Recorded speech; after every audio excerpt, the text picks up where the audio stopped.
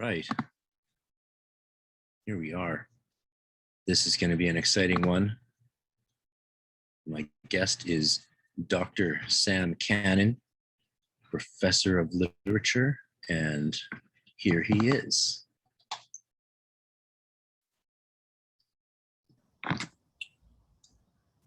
One second. There we go. Hello. Oh, I'm not plugged in. That's right. Pardon me, sir. This is your fault.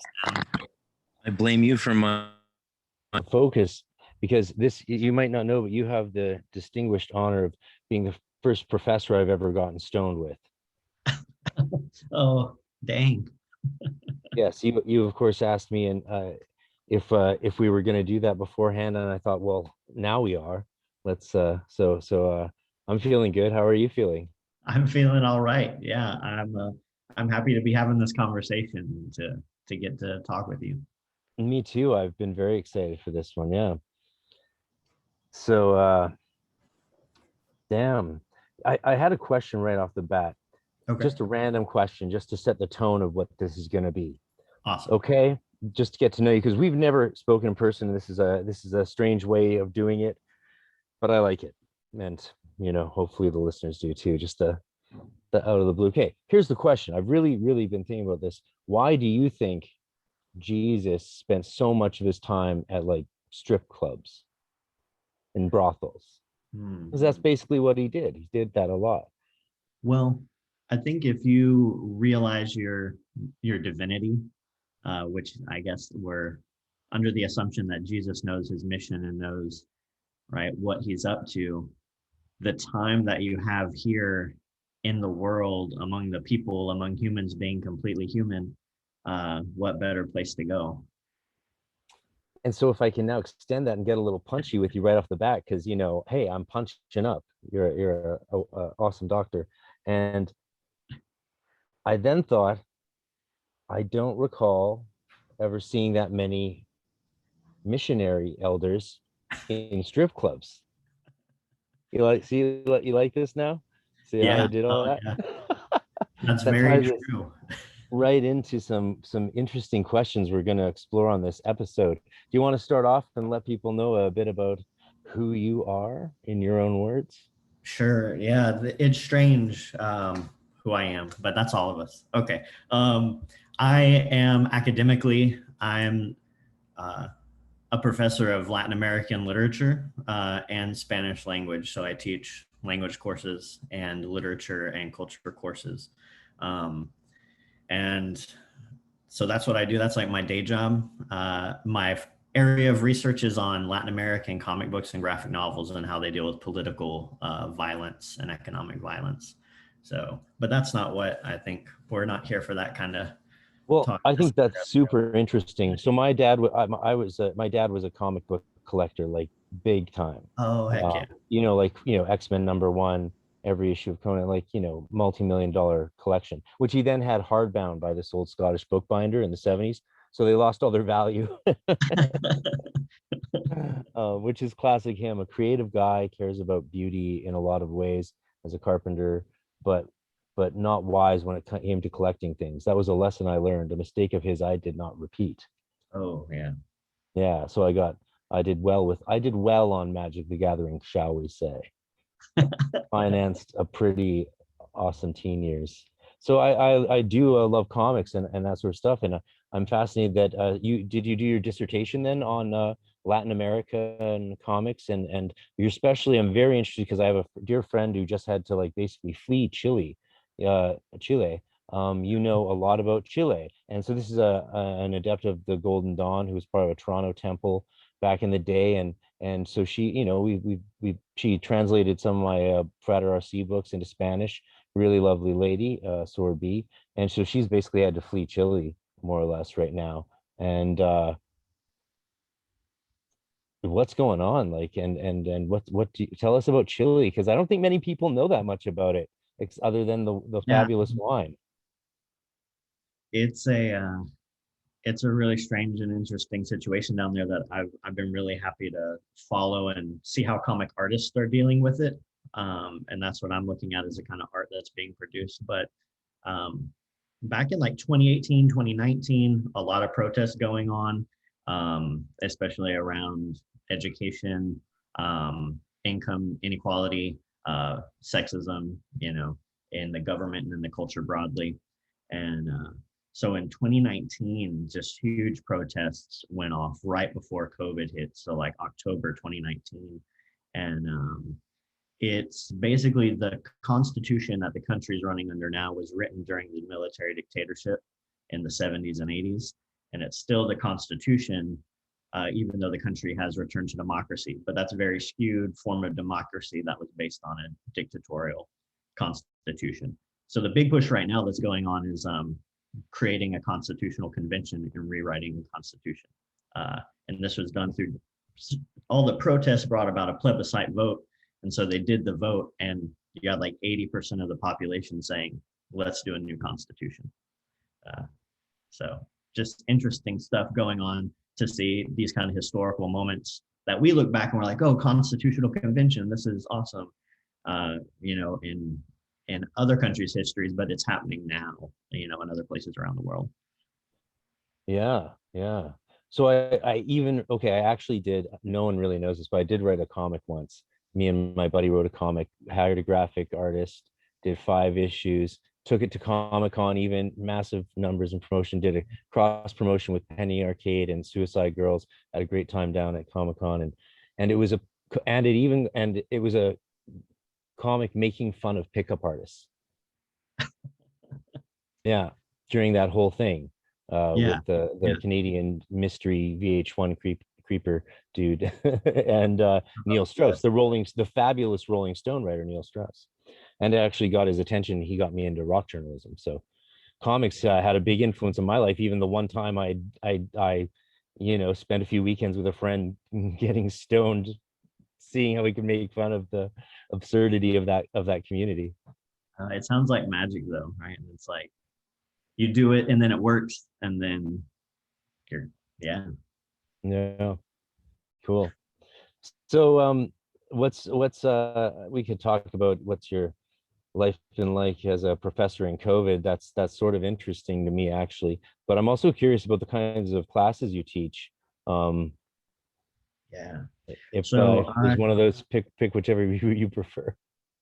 So I was teaching Don Quixote, which was a lot of fun when COVID happened. So the semester when COVID comes down, we're reading just the whole semester dedicated to Don Quixote, reading the whole book, and then looking at it through the lens of the hero's journey, like, Joseph Campbell.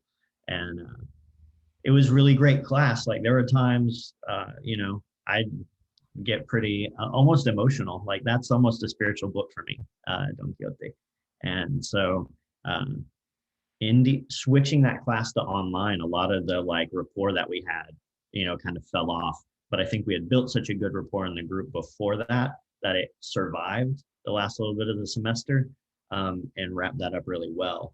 But the next semester was not, didn't work. Over the summer, you just don't have the same rapport, at least for me. I'm always trying to kind of engage with the students, and that's hard over Zoom with a group of people. Do you have any outstanding thoughts or considerations of lessons pertinent from the Don Quixote story to us these days? Oh, well, there's this idea of disillusionment, which is one of the big ideas in Don Quixote. And the debate, right, with him is, well, who's the madman? Is it the madman, or is it the world, that can't find a place for people anymore?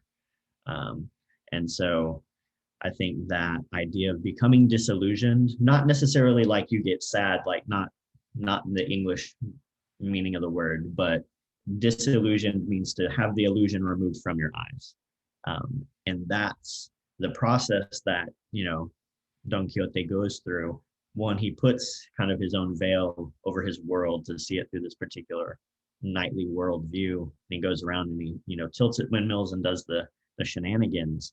But within that, he also begins to reshape the way the world is around him, because people now have to respond to his perspective on the world. So it's these clashes of perspectives. That's one of the key things about that is perspectivism, that we got to look at something from all these different angles, from different positions, and come to maybe some kind of consensus about something, a meaning, or not. And how do you deal with that? So Yeah, excellent. Any sort of step further initiate style observations, ones that perhaps you couldn't make to a class, but like you're like, oh, hey, that would be great if they had a little basis. I knew a bit of Kabbalah, alchemy, and gematria. oh, I mean, so this one for me, it's you see this initiatic imagery appearing throughout different texts, and so sometimes the question comes up like, is it archetypical? Is the imagery just coming up because it is so much filling the imaginative space of humanity, or is it because you've got a series of initiates, creating art and work? But there's a scene. And this is the scene that shifts Don Quixote's entire journey from being a fully madman into doubting his own madness and then becoming sane again and being able to die. And it's when he descends into the cave of Montesinos and he does this descent, right, which is classic, right, going down a crevasse, being lowered on some kind of, rope through different chambers. And for everybody else, he just went down there for like 15 minutes and he fell asleep on a ledge. But in his experience was encounters with death, encounters with the frozen night, encounters with the maidens carrying blood, like all these, confrontations with death, basically what he's having. So he's getting that moment where he's able to kind of at least see the threshold, and then he returns, and he now doubts even the fictional world that he created for himself. He now doubts. So like the doubt is going up meta levels at this point. That's the kind of stuff that really would wind up like Lacan or Zizek, these departures from symbolic to imaginary and layers within the imaginary. Of course, when I think of that, I think of things like DMT and astral travel, but it's the same thing, whether it's microcosmically on a sociological level, analyzed psychoanalytically versus mystically, or in terms of magic. Yeah. Like, what's going that's where like what's going on when you're astral traveling in aether or something like that, or in the hyperspace of DMT. It's not categorizable by these other things. It's a departure from the social symbolic order of Lacan, right? But is it a departure into the imaginary or through the traumatic real? Because we don't know what the real is. We don't know what the firstness is, the Persian firstness. This would get to one of the things that I think started our back and forth on Instagram, was talking about the ineffable. And, we talk about the ineffable one, right? This unity that cannot be spoken, right? Cannot be communicated.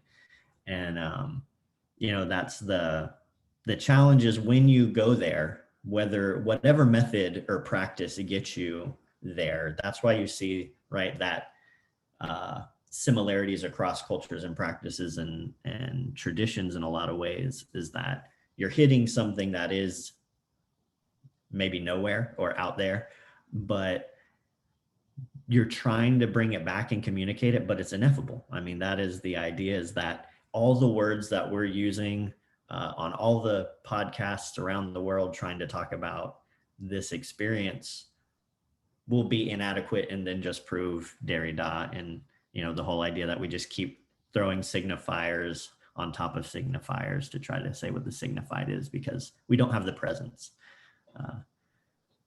So not to put you on the spot, but do you think Derrida and the poor postmodernists are getting a bad rap under Jordan Peterson and that whole crew? See, I'm not. Are they throwing the baby out with the bathwater, maybe? I'm coming in from the literary side. So in terms of like some of the bigger philosophical debates, I don't know what those are, because I'm kind of like delving into that world for literary Yeah. purposes, and then kind of like, all right, Isn't it delightful how the literature and literary philosophy uh, appropriates the pieces it wants from psychology, theology, philosophy, and everything in between, yeah, probably quantum physics too, or whatever, chemistry, you no, know, and it creates its own sort of philosophical language within the literary movement, not necessarily just in even the theory heavy writers, which, as yeah, you can tell from reading my book, is not something I have a problem with yeah, at all. no, People are always surprised, man. You can imagine, because you know a bit about my profile. We met on Instagram. People are always surprised. Some of my audience is surprised when they see the the frequency of postmodern and post-structuralist thinkers in my stuff, right? But like, the way I see that, of course, that was the 60s, the 70s, right? Things have gone a long way since then. Like, yeah, before I studied structuralism or post-structuralism, I studied Eco because he was more recent. And so yeah, I was coming at it from a perspective that had already unified things like Ferdinand de Saussure and Charles Sanders Peirce, and the debates between the structuralists and the postmodernists. And there's many writers that happened from the 80s up to 1995, when I started reading serious literature like that, right? And then you go back to Nietzsche. So it's interesting pedagogically, the order in which we encounter things really does impact our interpretation in such an immense way. Because that the kind of the interpretation of Derrida that some of these people are railing against, and they do often go shockingly to the ad hominem attacks, which I find really curious. With him, he was an awful person. It's like, I don't know anything about him, and I don't know what knowing anything about him would have anything to do with his analysis of Plato, which yeah, is the main thing about him. um, and analysis is a nice word for what it was. He's very Nietzschean, man. He's very Nietzsche. He was, and he just smashing shit around with a hammer, don't you think? yeah. Well, I mean, and it's interesting because sometimes I think uh, in the world of academia, like we stay in there too long and we forget that the rest of the world doesn't care about any of the stuff we're having conversations about, really. Yeah. Um, and then a couple of years ago, I was teaching an intro to literary theory. And so we started with the structuralist and went forward because we didn't have long enough in the session to do all of everything. But there's so many, and I'm in the south of the US, right? So there's so many students that still haven't even really dabbled in postmodernist thinking. They're still very structuralist and just hanging on to that for dear life, right? As we do with structures in our lives. And so that class was really a challenging course to move them through, even like, how do you deconstruct your words, your language, your systems, your self, and like push them in that way. Um, and so you just see that a lot of times culturally, we haven't even really, everybody's not on the same page, even getting past structuralism. Yeah. I think in lived reality. Yeah. They're both useful in their own way, and they're not usually isolated in their use and study, which is why Dr. Sledge recently replied on a live stream. Which is he Anglo-American, like analytical, or continental in his philosophical division? And he's like, well, I study both because I do philosophy. It's Yeah. like, Yeah. yes, but you can see how the that's ideological thinking, right? Like this the result of mass media and pop culture and politicization, and it gets it starts being applied by the masses, shall we say, in the reverse and wrong way that fails to indicate what its actual purpose is. And you have to look at philosophical movements themselves and ideas themselves hermeneutically, right? Otherwise it's a sort of arbitrary totalitarianism and closure of basic truth figures, something Yeah. like that. I don't know. Yeah. Well, and that's, I mean, that's hopefully, I think, when I'm being most idealistic about the idea of a university education, is that you're going to bring people together and they're going to study each other's fields and see that there's so many different perspectives and worldviews that by the time you come through that, you know, you're able to look at a lot of different things in a lot of different ways, at least a little bit dabble in all these different things. But I don't know if that's always happening. But Yeah. that's a whole other can of worms. I was always happiest, and I'm very glad I did grad school in an interdisciplinary setting, in an ecumenical setting. You know, I could have gone to a diocesan Roman Catholic seminary because I was at the time in line for the Roman Catholic diaconate. But then, you know, after a year of divinity school, it was like, no, and I went Anglican priesthood. But yeah, being in a primarily academic setting, if you're in a diocesan environment, you're learning the dogma of that denomination. And if you're, you know, in a different environment, man, the Lutherans I encountered were cool. They were, they like when you really get into some of Luther's theology, it's pretty groovy. Like, I was talking with one guy once. I mentioned this before on the podcast, but fuck it, it's a good story. And we're debating apokatastasis, right? And I was like, well, if universal salvation is accepted in Lutheranism, and I don't know if it was always. I don't know if Luther did, but it definitely is now in modern Lutheranism or Evangelische Kirche. And I said, then what's, you know, how does that? What's the point in getting saved? If everyone's going to heaven anyway, what's the point in getting saved?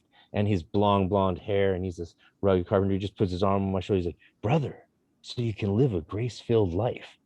And I was like, damn, that's some elegant theology, actually. Yeah. That's really beautiful in Well, an amazing way. I okay. like it better than some other versions of similar models. This makes me think of, right, I've been enjoying reading your book, and Thank you you. know, Yeah, you said I was very flattered by the words you said on Instagram. Thank no, you. it's really cool. I'm already like, who am I going to send this book to? So I've got a list of folks. But oh crap, I think I forgot where I was going. There may be a future for me in academia yet. We shall see. Yeah. No, I mean, okay, so one idea that came up is you were talking about you know, not shackling everybody down under you know, these particular interpretations, dogmas, and that we need to open up to have any kind of potential experience with the divine, the event, right? That there's this openness that we need to have to that. And then I was thinking about orthodoxy, and you know, my background is coming from Mormonism, and so I went into that, like, what would that headspace be like from a very kind of orthodox headspace? And I was thinking that would be the idea that, like, well, we already know all the divine event. God's told us how to live divinely and as a divine event constantly. And so just follow what we tell you, and that will equal living a divine event. And so that's very different from the grace-filled life as an option. This is the life is following all the rules. So I was just thinking of that as another way that orthodoxy can really kind of try to manipulate that openness of the possible event, or the epiclesis that you talk about. Yeah. Yeah, I think that and by the way, for those listening, we're talking about my book, The Ethics of Understanding God, under my my real name. And it's sort of my wee opus. And yeah, check it out. I was saying the idea of I mean, part of me was like, we shouldn't get stoned, but you were like, we get stoned. I'm like, okay. It's cool. I didn't smoke weed until after I was out of grad cool. I was already accepted into my PhD before I first smoked weed. So like, but sort of that's how that's how I did it straight through. I don't think if I'd Yeah. taken out time, to do any of that shenanigans, I don't think you can do that by 24. Right. Yeah, no, yeah. Yeah, no. And if you can, well, God bless you. So But okay, we're talking. Oh yeah, that's where I think the ethical establishment is so important. That's where you see it, the establishment of the ethical being, because the ethics are of course subjective. They're our relationship to good and evil, um, and if they're established by a domineering authority, right, then they remove agency from the subject. So ethics have to be ultimately determined by the subject. That's why we see in magical orders and vows lines of exception for the conscience, right?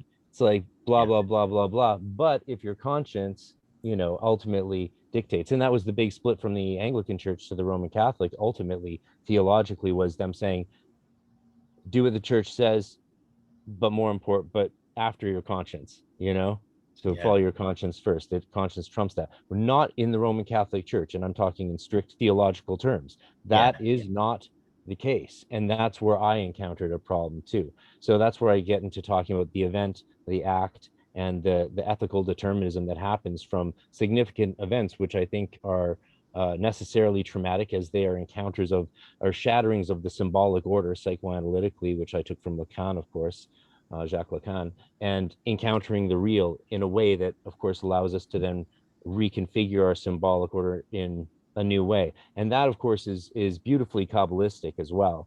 Though there's no indication of the book that I have any background in magic or the occult or anything like that. I mean, oh, you I know as was, well as I, how fast would I have been out of that school, right? Like, yeah, done. I had to be well, careful when I asked, like, what's the actual origin of the word Hesed?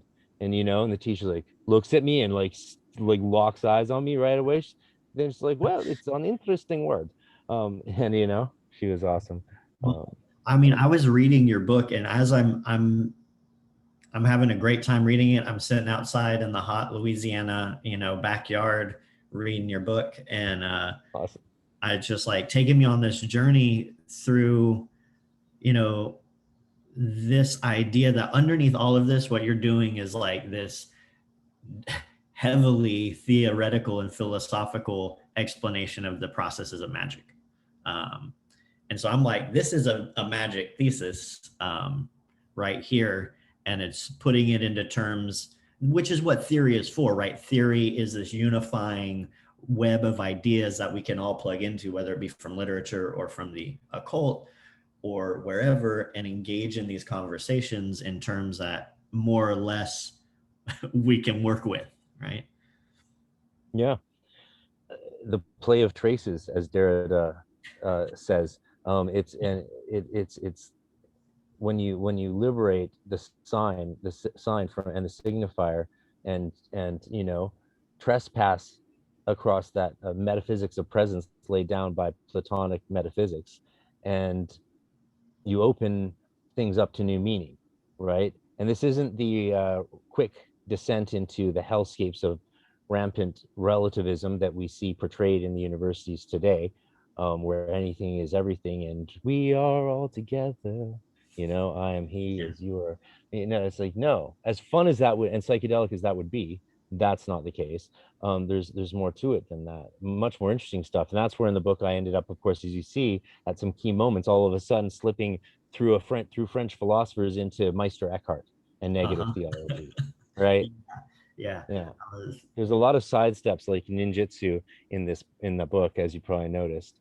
Well, I mean, I think you handled them really well in terms of the way that you brought in theory at every turn to relate to what's going on, which I mean is just that's how you do the craft of academic writing, well, is you always have your own back.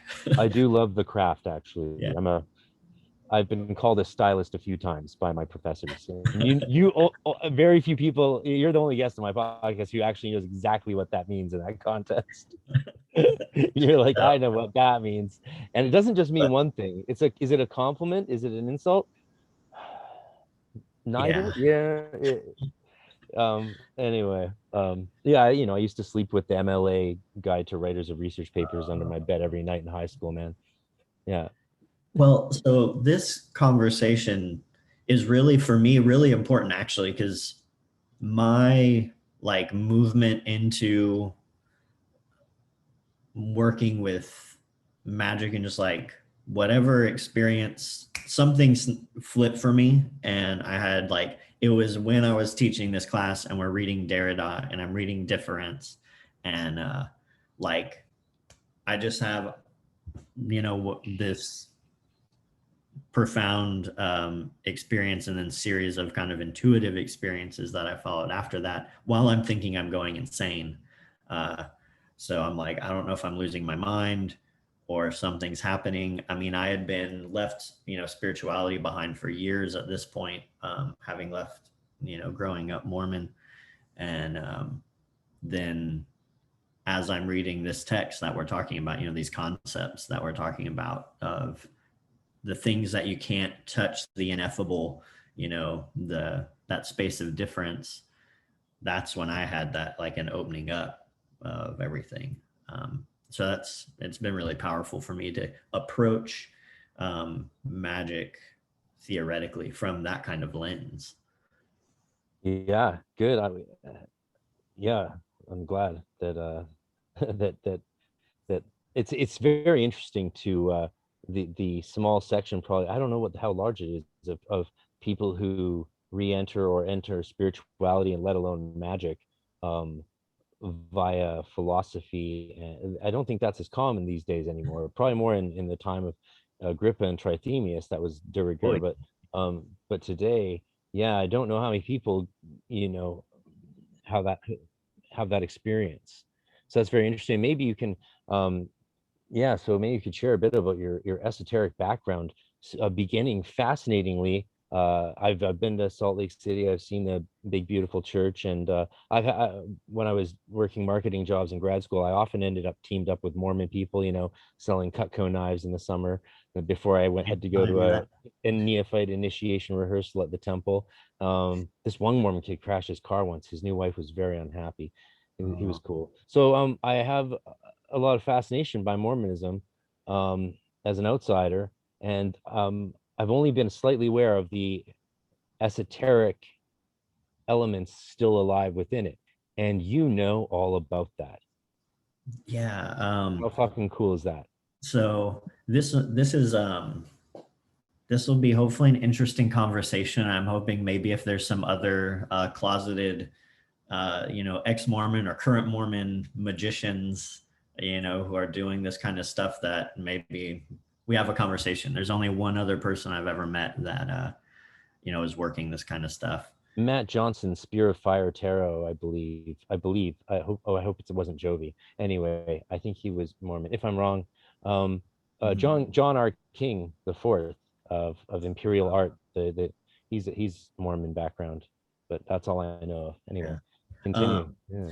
So, I mean, I grew up in the church my whole life. My parents were converts, and it's interesting because you get a training in magic worldview and even magical practices, but they're very much confined within how and when you can use them within the church's dogma, right? So it's interesting because there's an opening for the magical and the epiclectic, is that how you'd say it? Yeah.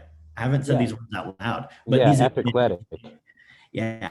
And so I actually haven't seen it used much in the adjectival form. I'm sure it has been, but yeah, no, that's the term from liturgy that describes the moment the Holy Spirit transforms the blood and wine, the bread and blood yeah, into magic talismans of sin cleansing, Jesus unification. yeah. And so I remember like one of these moments as a kid, I could see people glowing, right? And so I remember being at church and I tell my mom like, oh, like that person's like glowing or shining or something. And my mom's like, well, maybe that's a spiritual gift. Maybe you can see, when the spirit's on somebody. But we don't talk about those. And so there's this very like silent aspect of spiritual gifts, but there is the idea of these, but you don't talk about it. That's just like Waldorf school. It's like Steiner could be the only clairvoyant. Shut up. Just him. Yeah. Okay, you too, but don't tell anybody. Yeah. Well, it's weird because there's the contradiction, like you're supposed to be getting revelation because you have the gift of the Holy Spirit and you're living a worthy life. And then in some cases you have the priesthood. But right, all of those actions are still curtailed in so many ways. But that was like my first kind of, I don't know, whatever experience. Now when I talk to people, I have to put it in terms that are no longer Mormon. Like I'm shifting the terms and I'm like, I guess I can see auras, but that sounds weird to me too, to say. But in the church, like you're trained up pretty young, starting at 12, you get into the Aaronic priesthood if you're living all the rules and you memorize all the verses, and you show up. And so, starting early, you're, go into the priesthood, and then the expectation is that you do the mission, right? That you go and you be a missionary for 2 years, full time at your own expense to convert people to Mormonism. And so, there's a lot of pressure culturally for that, but within that part of the process, when you're going through the priesthood, there's the Aaronic and then there's the Melchizedek priesthood, the higher priesthood. And part of that is going through an initiatic experience called the endowment, which is not talked about much. It doesn't happen at the regular chapels you go to on Sunday. It's only in the temples, like what you'd see in Salt Lake. And it's like you go straight into, ritualistic initiatory processes with altars and oils and washings and anointings and, grips, tokens, signs, penalties, and robes, from like 0 to 60, because Wow. you don't know anything about this. I grew up my whole life in the church, and the only thing you hear about the temple is you're going to go and you're going to make promises with God, and it's going to be beautiful. So do you think that accounts for some of the clever staying power in Mormonism? Like you're going into this like level up system of divinization, which we all know men are very attracted to that. My best friend's dad growing up was the head of the communications department head at Simon Fraser University, very good university here, and is the foremost expert on video games and their influence on children. Oh, Really wow. fast. Yeah, he's won so many international awards, it's insane. Dr. Stephen Klein, fascinating researcher, strange guy to grow up with. He was a harsh dad, but whatever. I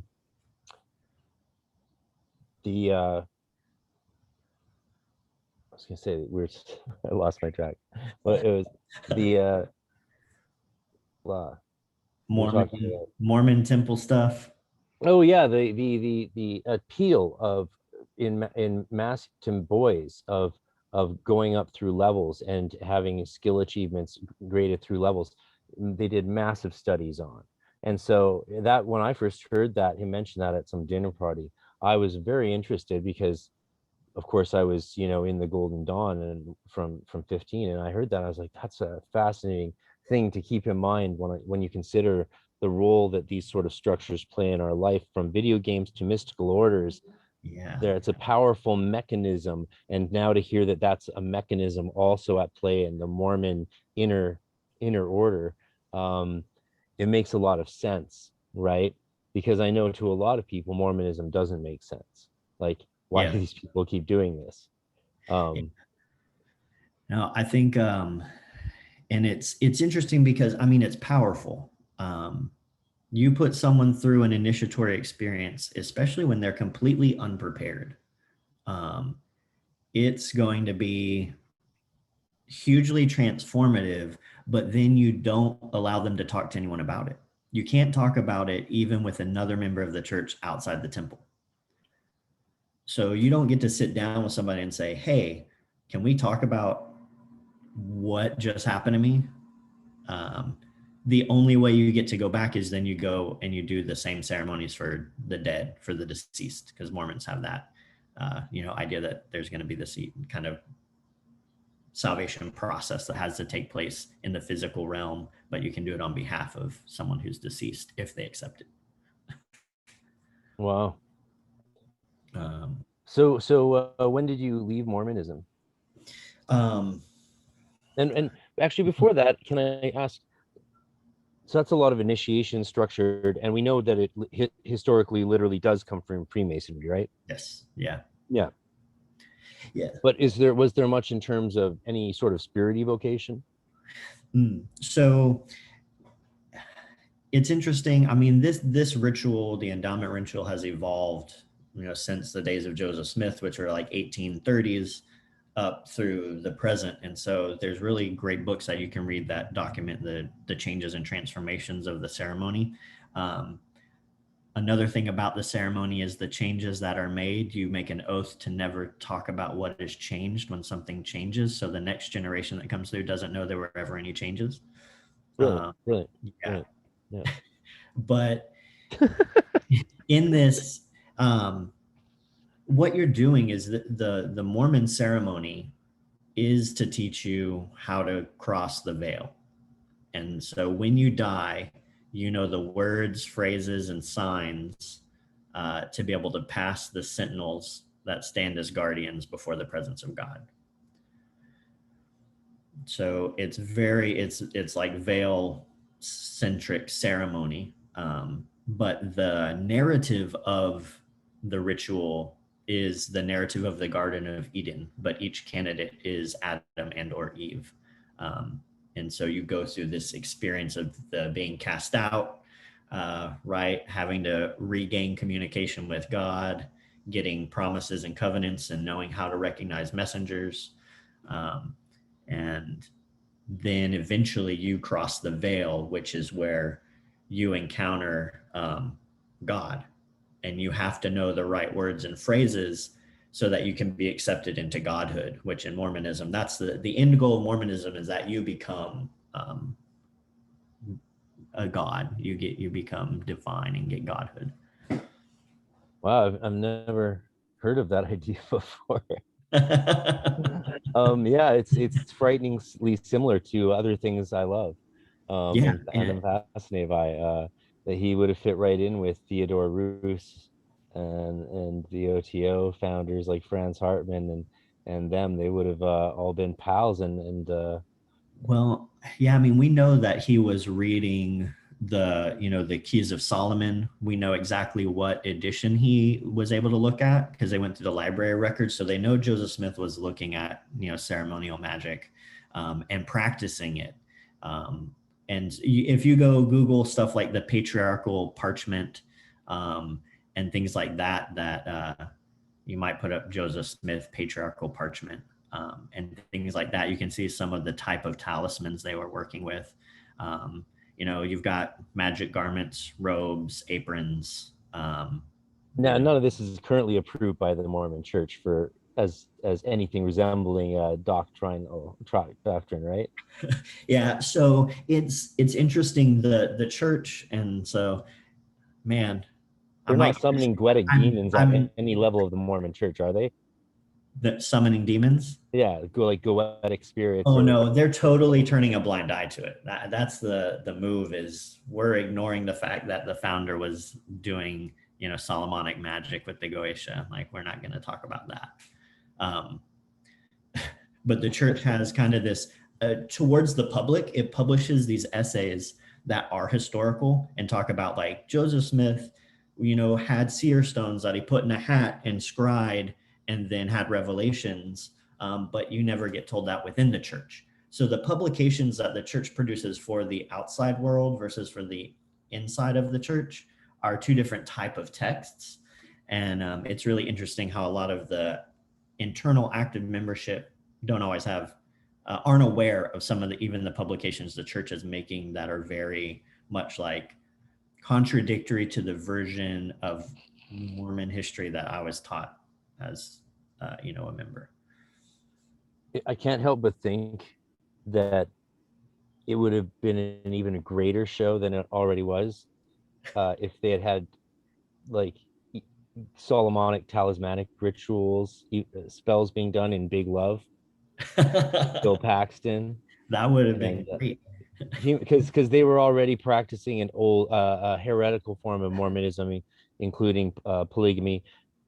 That would have been even, see, if they had had a good occult consultant on that film, yes, I'm talking to you, Hollywood, they could have added some of those little things in there and people would have been like, wait, what the fuck? And it's like, make no comment about it. It's like, then it's like, oh, it's they all have their regulated sex nights with each other, and then it's talisman consecration night, and they go do that after dinner, and or they get up in the sunrise and do it, and then they make breakfast and go about their day running their superstores. Like, Well, people would have, that would have been at so much depth, right? And it would yeah. have been super authentic. Now, No comment on it ever. They're just like, check out these crazy rituals that some of these sects used to do and could have done, and maybe some of them still did. well, I think one thing that's interesting with the kind of the Mormon tradition is it has so much relationship to ceremonial magic and other orders and traditions.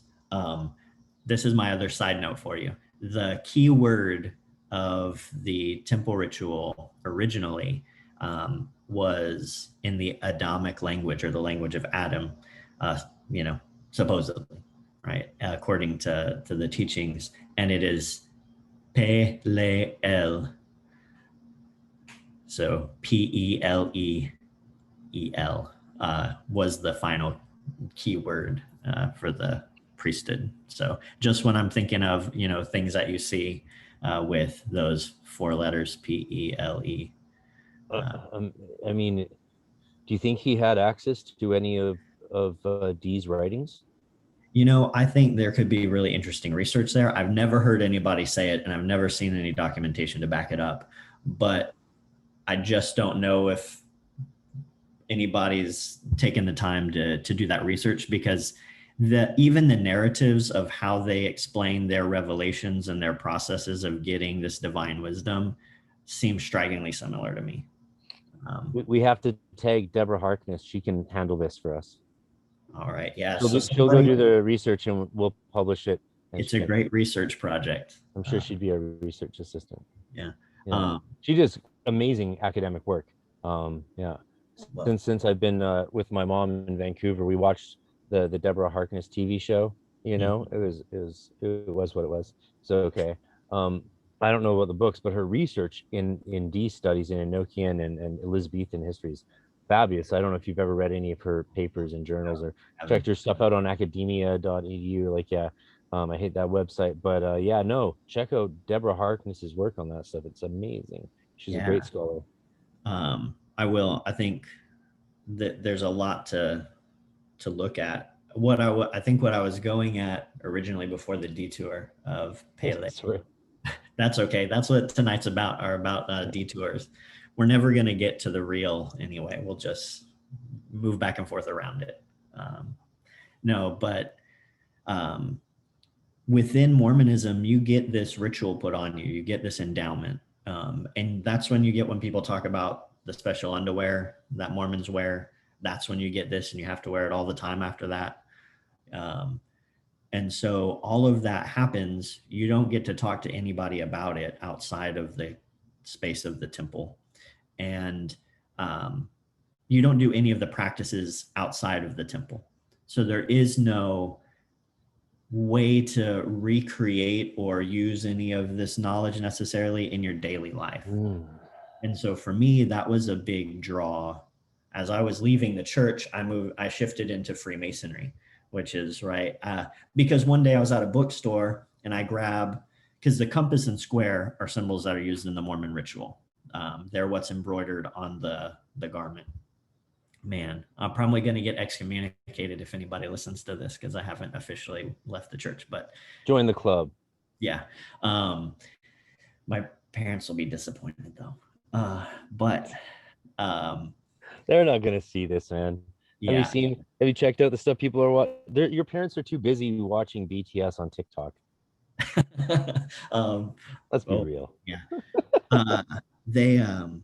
But yeah, you don't have any kind of practice in your daily life. And so I shifted into Masonry because I found this book in the bookstore, opened it up, and I'm going like, wait, those are the same signs and tokens and things that we did in the temple. what someone else knows this stuff, right? Because in the church, you're told this was a divine revelation straight from God, and there's no historical context that this was a ritual that was developed and borrowed and influenced and changed, right? This is the divine word directly from God. The ceremony is perfect and has no relationship to anything else out in the world. So a lot of people in the church told me not to go into Masonry, which is just interesting. Now we know why. Yeah. I actually did the Knights of Columbus first initiation during my time as a Roman Catholic. And then the next year I did the Freemason. Hey, it was the years right after, it was the 2 years right after I had to close Temple Tahuti in Vancouver. So I was floundering for something. But well, I guess that's why I eventually joined a band. Yeah.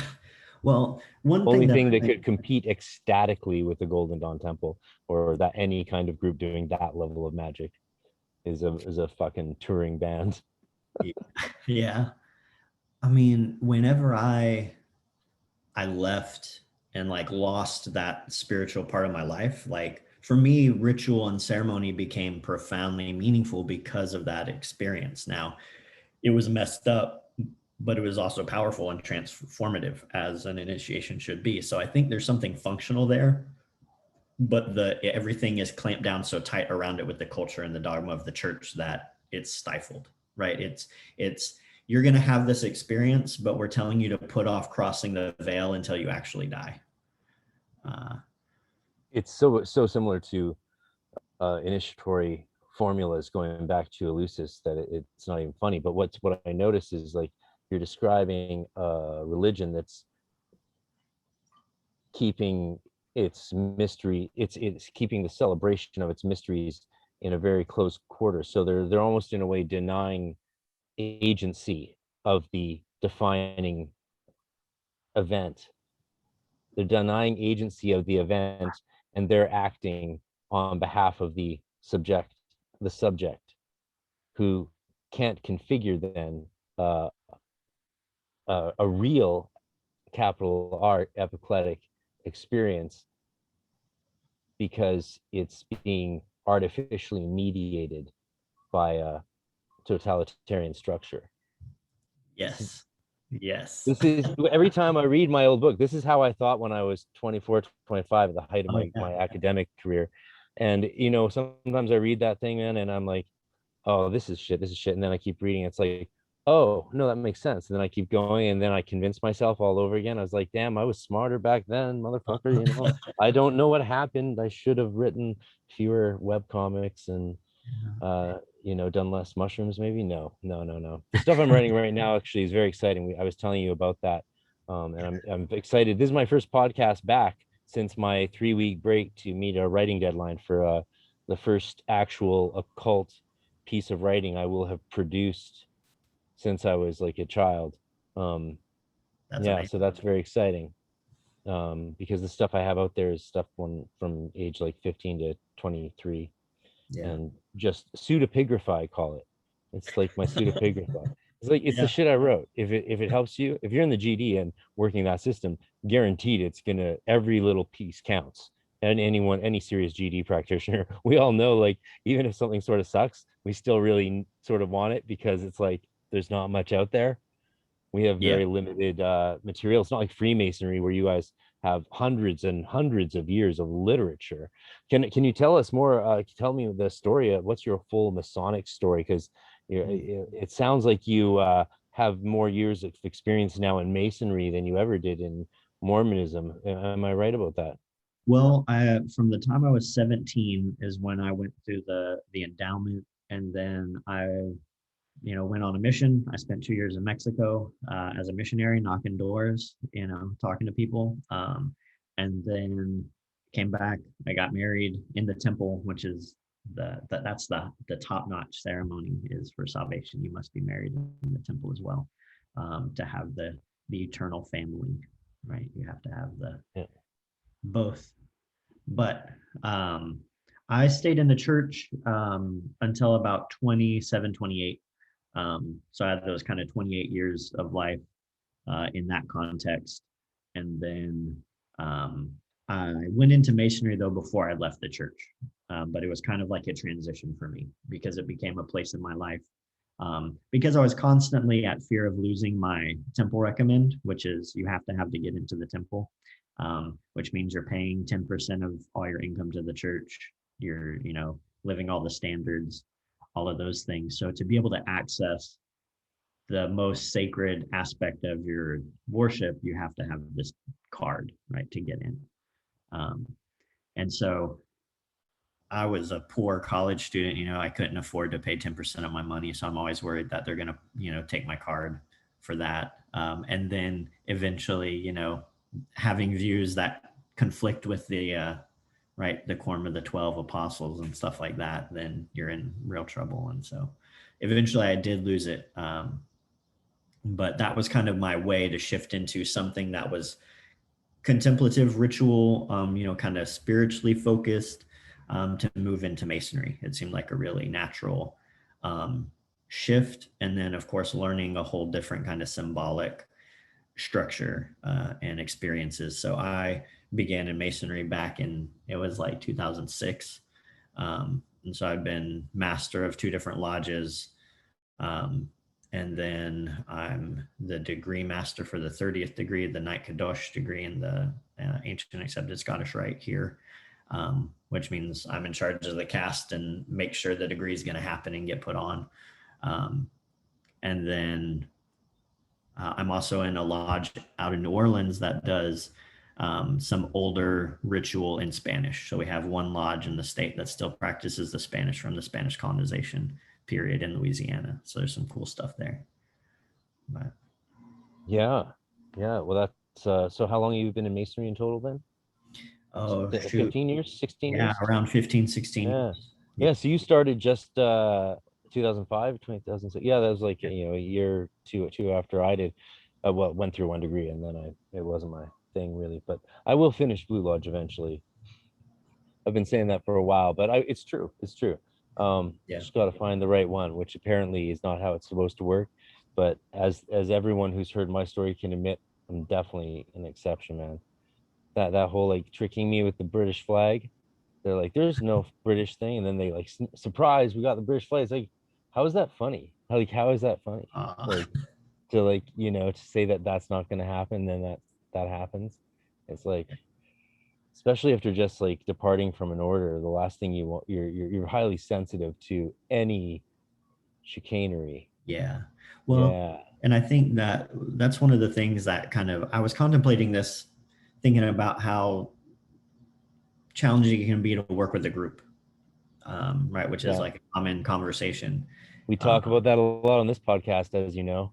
Have you listened to this podcast? Yes, I have. I listen to this podcast all the time. That's crazy. Yeah, when you first reached out and said you wanted to do this, I was like, he doesn't listen to this podcast. What's he hawking? No, like, but you're the first PhD who's reached out to me. And So, as I told you, I've sort of refrained from that because partly I didn't want to scare off like I wanted this to be a populist podcast. I wanted I've talked to people who've never done any ritual magic, and I like that. yeah. And I knew if I started off with like all my PhD friends, like I wouldn't ever talk to normal people really. No, So I'm very honored for you to be popping this podcast PhD cherry. Thank you. Sincerely. Yeah. Now I'll finally reply to Steven Skinner now and give him a good date. Heck yeah. No, I mean, I think one of the big services that I think we need to do in terms of shifting how we approach the academic in any context. I mean, the writing that you did in The Ethics of Understanding God, it's academic writing about magic. You don't directly say you're writing about magic, but anybody who knows their stuff is going to know what's happening, the moves you're making. But it is happening at a level that, right, it's a luxury to get to go to grad school and sit around and read philosophy all day, which most people don't have. And so being able to make sure that we can always communicate those ideas in like normal human language is really important, because it's no value to anybody if there's a conversation happening, off here. And that's why I think if we bring a conversation that has the benefits of an academic analysis and background and research, but bring them into a conversation that's accessible, then I think that's like the key, goal, Yeah, I guess. I almost went the reverse direction when I wrote that, because I was I was really classically going back to the purpose of what all of these philosophies, theologies, and things are, and what's their purpose. The purpose is to describe experience, which includes thoughts and everything else within all of its semiotic orders of relevance. And so, having had such unique experiences from initiation when I was 7 in transcendental meditation, right? And then again at 10, then, reclaiming tradition in Wicca, then Amorc, then Druidry, then Golden Dawn at 15, all of that by 15. And then just everything after that. By the time I got to grad school when I was 20, I was very curious as to what all of this sort of meant in a philosophical and theological. And actually, there is a field called philosophical theology, which is what I wrote in. That's the field. Obviously, I talk heavily about semiotics, though it's not a work of semiotics, but because I follow the metaphysician and psychoanalytic philosopher Robert Corrington very heavily, as you noticed. And he's a fascinating American philosopher. His recent book is called Deep Pantheism, and just an amazing semiotician and remarkable human being who talks a lot about Wilhelm Reich and also his struggle with manic depression. So just, one of these great minds that we probably won't really notice for 100 years. I don't think our heads are too full of stuff to begin to start looking at a reconfiguration of metaphysics based on the basic semiotic models, which grew out of linguistics and structuralist philosophy, right? Like, we don't have the time for that. We don't have the time. We got too many comic books to write and read. Well, so I think this is a cool place where we can connect this in a real practical way to kind of the practice of magic is, and what you're Finally, reading yeah. about and what you know, you're looking at is how to have those experiences where you are acting in unison. You're making an act, and then the divine is making a reciprocal response to your act, and then you're working in unity, right? Yeah. With having that experience of the real or of the presence, which that's the when we're reading different authors and they're talking about you're gonna feel like you're connected to everything, or the divine is this all white light, and all these different descriptions of that kind of mystical experience. There are these ways to discuss it and that help you make that step. For me, I think reading Derrida and really understanding signifier, signified, and the distance between them, which, right, is the idea that if we have the word cat, right, that's a word, CAT. If I say that, anybody could imagine any cat out there possible ever. So one signifier turns into a million different, right, signifieds. Well, yeah, in my mind. and that was the development, really, that the American Charles Sanders Peirce added on to Ferdinand de Saussure, the Swiss linguist, dual schemata with the interpretant model and the Trinitarian, leading to unlimited semiosis, right? And I'm still honestly, I'm so sad that we've lost Umberto Eco, because I really wish he had been alive to see what's going on. Yeah. Like, if there was a mind that I could remanifest right now, it would be Umberto Eco, because he was so clever and so incisive, especially and remarkably on aspects of daily social life, just daily being a human, right? Which, Zizek's good at cinema and a lot of stuff, but I don't know if anyone can say that Zizek's particularly good at being a human. There's a recent Hollywood movie that came out with some big actors in it, right? In which he's actually a simulation in a futuristic reality. Wow. And he played himself as a hologram simulation. It's a big movie on Netflix, actually. I'm sure people have seen it. Yeah, anyway, at least, yeah. I think for like that ineffable, unspeakable experience. You know, I had an experience, and then the way that I got it more, I mean, I had this background already in ritual and ceremony and a magic worldview, and masonry, but really what kept me moving into magical practice, and like the Western mystery tradition, was this experience with that ineffable, with something that's unspeakable, that you can't communicate. And the only people that I read that were touching on it were out of the Western mystery tradition, right? Is authors laying out that pathway and saying, this is an experience that's going to happen. This is something that's going to happen. And it's dramatized in different ways by different authors. But that internal experience, that's the only reason why I'm still continuing any kind of path, is because I had this experience. Somebody else got the closest to describing it that is possible, even though they're not equal, right? They're never going to be the same. Yeah. Well, that was definitely the challenge for me. Like, it's a lot easier the way Stephen Skinner or even Aleister Crowley describe magic and the experience of magic, because I consider initiation a magical act, especially in the Golden Dawn tradition. Initiation is different slightly from, I think, other forms of initiation, that it's mostly based on treating the human being as a talisman. Whereas other initiation forms, I think, are slightly different, slightly less intentionally magical in that regard. Well, there's this moment, sorry to jump in here, but as you're talking about the body as a talisman, I remember in the Mormon tradition, there's two versions basically that exist of the ritual. One is with live performers, and one is a video. And they only do the live performances in very few temples. So like the Salt Lake Temple, they have the live performance there, which is more accurate to the original historical, ceremony. And I went to see it in Salt Lake, and when Elohim and Jehovah create Adam, who is Michael the Archangel in Mormon doctrine, Michael becomes Adam. But they have the actor, and they come up and they actually touched his body in these ways that I was like, what are they doing? Like, what are they doing to create Adam?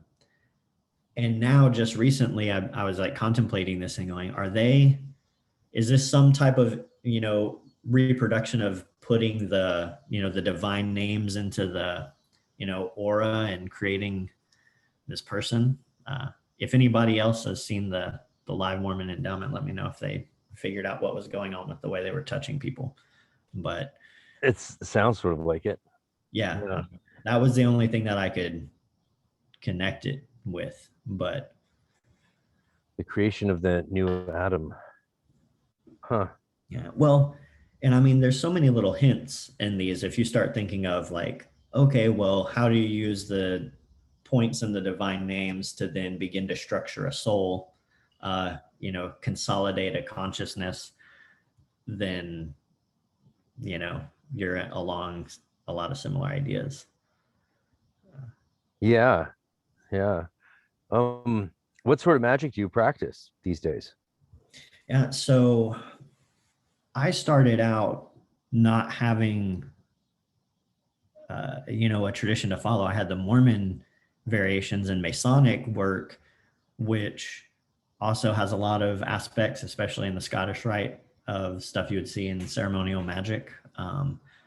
But I started working on, I created my own ceremony for opening and, clearing based on the Mormon rituals, which we don't have. There is no opening ceremony, but there's an approach to the divine that you take with certain gestures and movements and words. And so, I used those in the beginning of my practice and created my own ceremony with the kind of ceremonial tools that I had at hand from my own experience and just kind of following some intuition, and had some really good responses out of that, really good experiences. And with that, then I began to go like, okay, I want to make sure that I have some, protection. I'm going to look at people who are pros at this type of work. And so that's when I started looking at like Golden Dawn, Hermetic Kabbalah, those kind of practices, to begin to say, well, how do I make sure I'm not going to end up with the wrong entities or in the wrong places? And so that's been my research now, is going through a lot of the self-initiatic Golden Dawn material. But I still practice these kind of ceremonies that I've created for, I don't know exactly what it'd be, some type of scrying work. What's your do you have a favorite scrying device, or do you more just eyes closed?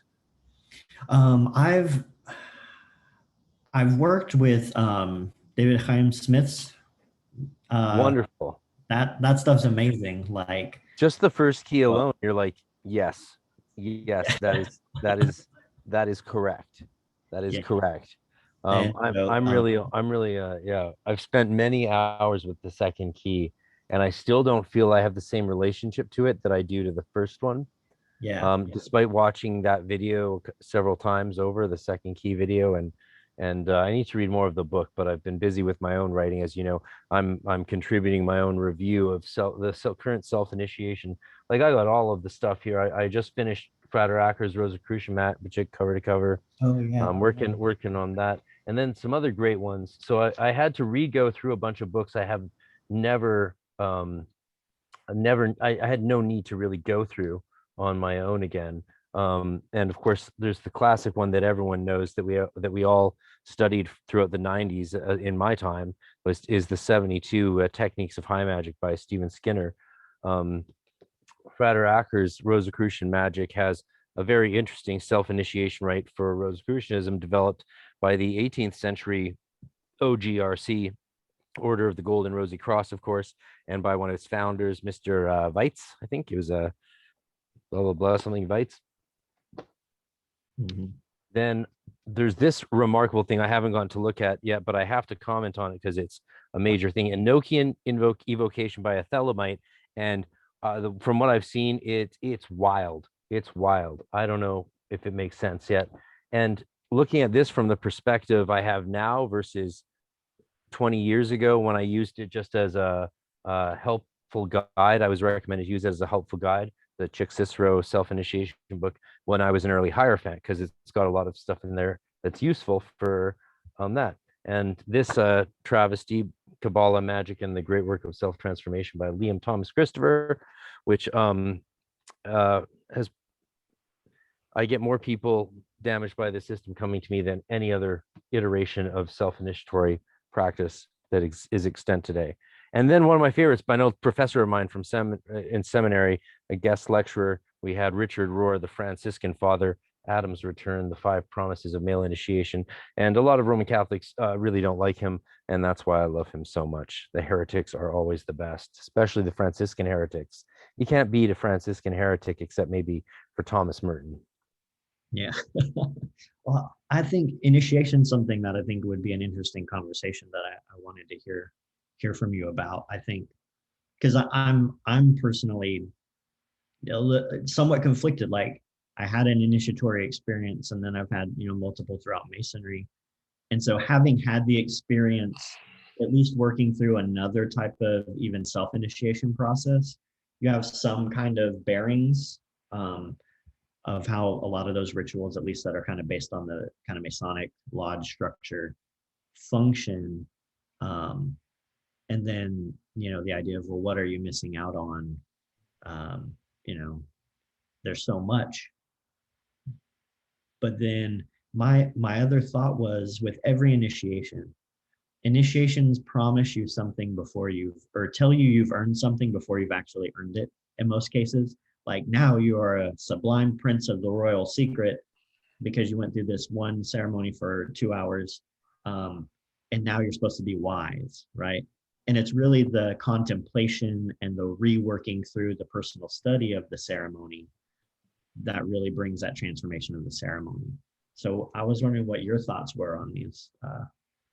Well, in the Golden Dawn system, we take it a step further, because in the Golden Dawn, we're looking at the initiation as a magical ceremony. And I don't get that impression from Masonry and from other things to the same extent, at least.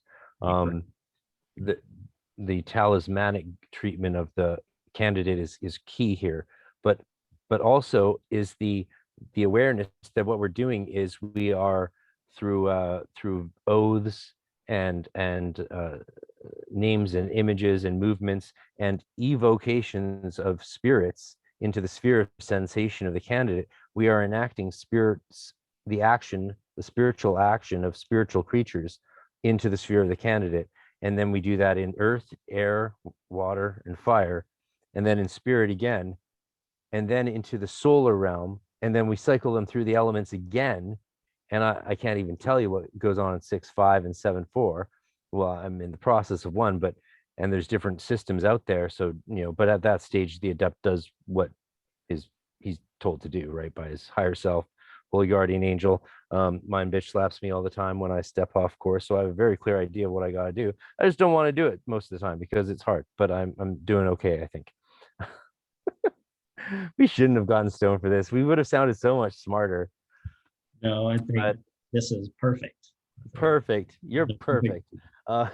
So what's really important is that there's a magical cycle of the elements, like in the alchemical lesser and greater circulation, and the double cycle of the Ouroboros. We magically are enacting purification processes on the soul, on the guf, nefesh, ruach, and greater neshama of the candidate, in an ultimate transformation of the relationship between the lesser countenance and the greater countenance, the Zaire and Ari Kempin, right? And that's what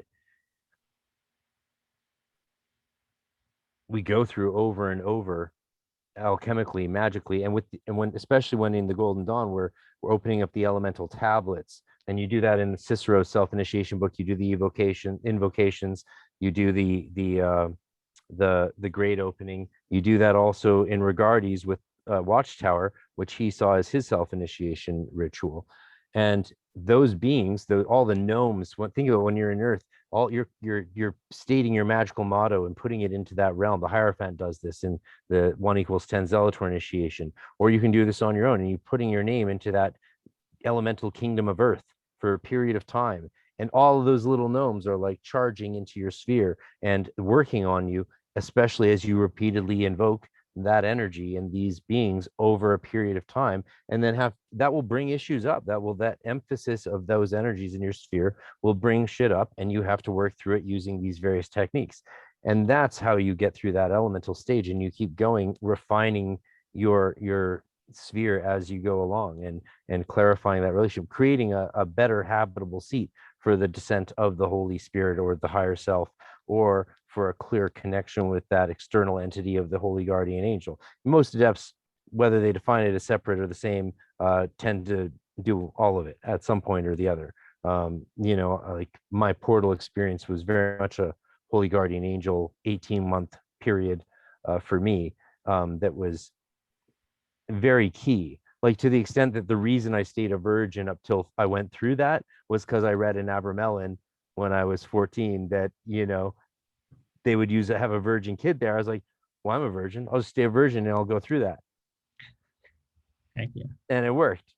So what else can you say, right? And then my Scottish girlfriend got a call, and I was like, yo girl, guess what I just did? Hooked up with my holy guardian angel. You know what that means? Sex time. No.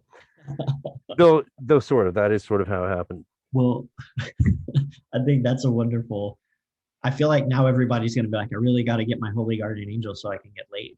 I don't think that's what we were going for. Not what I said. That's not what I if you're a virgin, maybe it helps for magical development. Who knows? I don't know. It could be a bunch of bullshit, but it was convenient for my own experience in high school. My experience, I mean, you have a different kind of magical reason why you're doing it within Mormonism, but right, it's the will. It really is training the will. Like, how much effort do you actually, put into this thing that you want, and what kind of sacrifices, do you make? And so I think there's a lot of power in that exercise of the will. Yeah. Well, and so the repeated practice of the rituals in between the initial initiating of the initiation in the Golden Dawn formula is what's key, and that's one of the things I've really looked at in a sort of a new way here in this article I have coming out, and then this following book, which will be out soon. And it's interesting because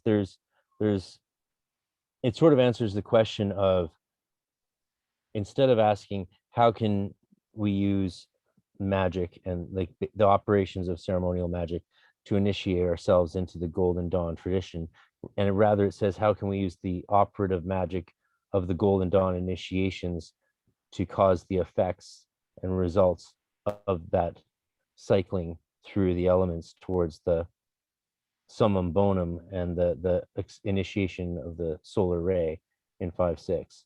How can we do that? Well, I have a pretty good idea after the last couple of years of research about how we can do that independently as a form of operative magic, rather. But let's not kid ourselves. It's not the same. You can't go through the Golden Dawn initiations unless you go through the Golden Dawn initiations, and they do a lot of things other than just simply enact the key initiatory moment through the Enochian watchtowers, which is how that's done.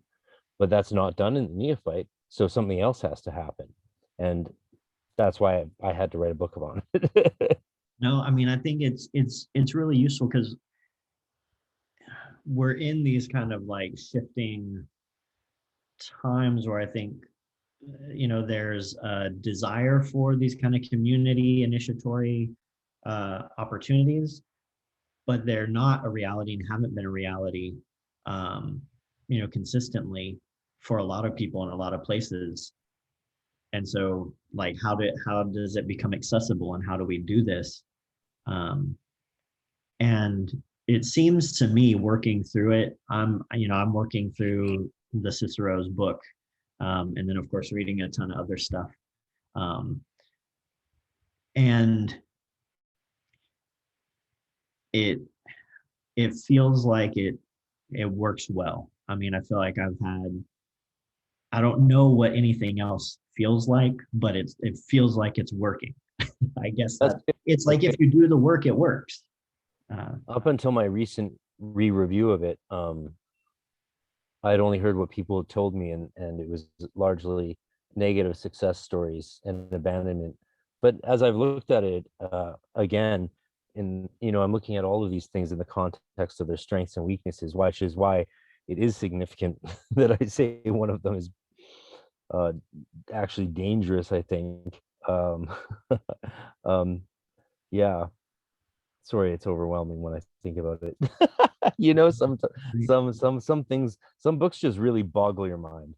But one thing that has been interesting in this process, right? I'm working through, trying to identify texts, right, that are reliable or good, or how do I know what works? And I think one is, I don't know what experience I had.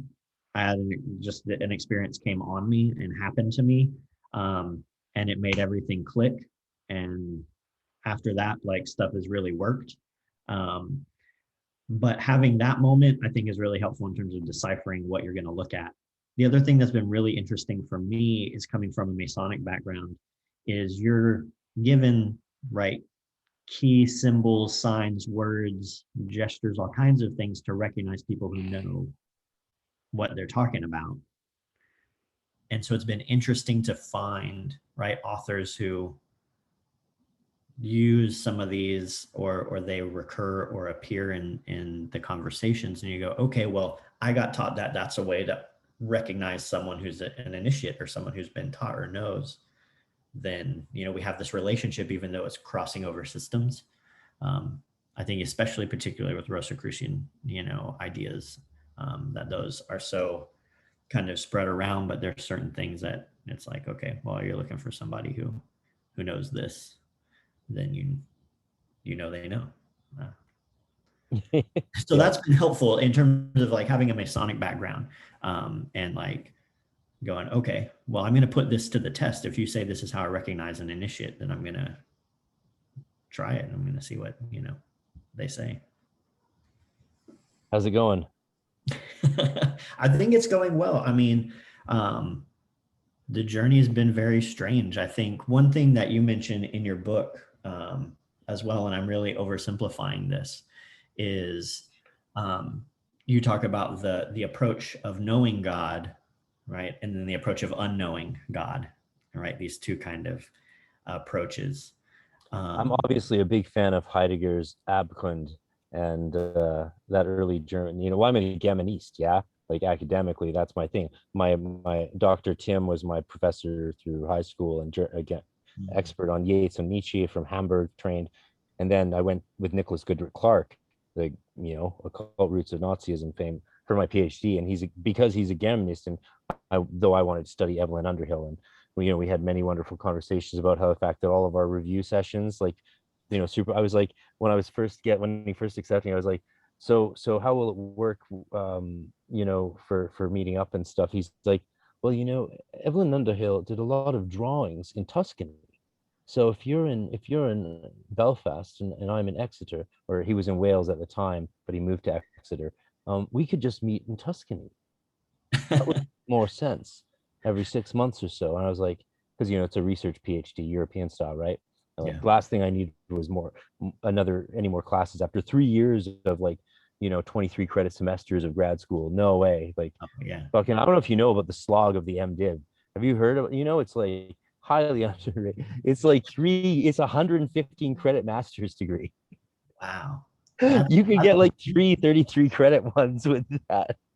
That's why I sometimes joke with people I did 3 masters, because 115 credits of grad school, and you pay for every penny of it. Yeah, sorry, Joe Rogan. Education's not free in Canada. I don't know why you keep saying that. It's like so not true. And insulin is the reason I have to do a podcast. To pay for that. And no, I'm just fucking around, but it's all true. Right. It's all true, but yeah, we're all good. But I guess we're okay. So your knowing of God and your unknowing of God ideas that you touch on, in that, I think for me, my process was like, I knew a God, right? The God that I was informed and taught and given, through organized religion. And then I left that completely. I had to abandon God and then unknow God as a complete mystery, right? I think this unfoldment, this process now for me, a return to kind of the spiritual or the mystic, has been this unknowing of God, and then that revealing that, right? The ineffable one, the all, that is an interesting process, that it's like you learn one, you abandon it, and then you reveal the Godhead behind the God. At the center of one's nothingness, one encounters the infinitely real. Yes. Thomas Merton. Yeah, I quote that one in the book. So, and at the same time, one must have chaos within to give birth to a dancing star. Nietzsche. So that's why I love that key from David Chaim Smith, that first key. I mean, that's what that's. Yeah. See, you're the only person alive, let alone the first professor in years, to read my opus. But now that, since you've read my opus and you read David Chaim Smith, now you doesn't our whole connection make sense? It's like, snap. It's like, holy shit. So next time I talk to him, which will hopefully be soon, he'll have hopefully checked out my thing, though he doesn't need to. Like when you're so on the same plane. Yeah, I mean, I think what's good though is that approaching it from so many perspectives, because one of the challenges, right, that's kind of veiling this is the inability to express it, right? Part of me wonders, and this is just, I'm going totally brainstorming at this point, into the ethers, but if you're getting a name and a sigil given to you to represent something that you cannot communicate in any other way than something that only makes sense to you, right? it's the closest you can get to some kind of expression of the ineffable in some way, right? It's like we have to use these strange words or these strange symbols in some ways because there is nothing else that can contain that experience or even touch close to it in the regular everyday vocabulary we use. But that was a tangent to try to say that the more we approach the conversation of how to have, I think, these mystical experiences, the more entryways that hopefully it sheds light on for different people, even though, of course, the entryway then is nothing. There is no way in because you're already in it right now. That's the first of the 32 keys. It's all Aleph. Uh-huh. All Aleph. 1, 2, 3, all the same. Yeah, that's this non-emanationism, and it's a mystery because it's Abgrund, it's Dasein, right? It's and the way we approach it is so key because if we approach it, if we succumb, it's like how did I say it in my book? The downside, actually, just before we talked, I highlighted that. I think actually I posted it to Instagram. The downside is something. Anyway, I actually did highlight it and I posted that because there's a yeah. Actually, me posting something to Instagram doesn't help anyone listening on the fucking podcast, does it? Maybe it's to be a paraphrase. Are you prepared to paraphrase? I can't paraphrase. Oh my god, fuck it. Anyway. So what's the careful. downside? What is the downside? I don't know. Well, I lost track. This does happen to me when I smoke weed. But that's okay. We'll catch it next time. What were we talking about? The ineffable. Right. We could just sit in silence at this point now. Yeah. We talk about the ineffable too much. But okay, so connecting this to self-initiation and kind of this other conversation we're having, how do we, right? How do we do that? How do we facilitate that experience? I mean, of those ineffable experiences. Well, I mean, whether it's 5-MeO or regular DMT, that'll do it. Heroic doses of mushrooms will do it. Right before the podcast, as discussed, I prepared, as requested by my professor, to smoke the blunts of some shit, and I blasted Tool's Pneuma in my head on my good cans. So I prepared for the ineffable. Yeah. And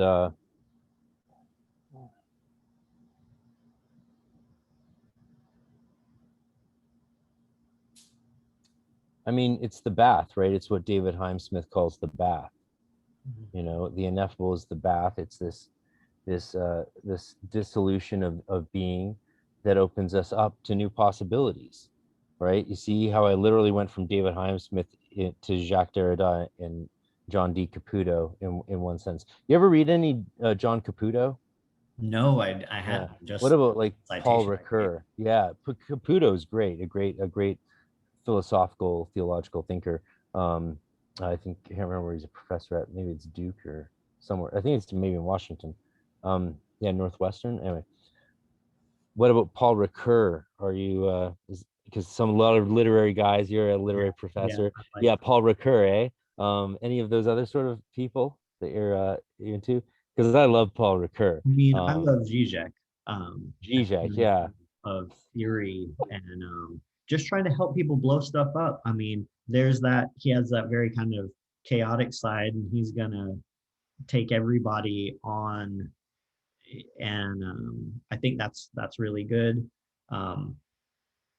His Netflix show, The Perverse Core of Ideology, is actually shockingly accessible. Yeah. Maybe it's not on Netflix anymore, but for those of you who haven't tuned out of this conversation by this point, and don't know what we're talking about, The Perverse Core of Ideology, or is it advertising?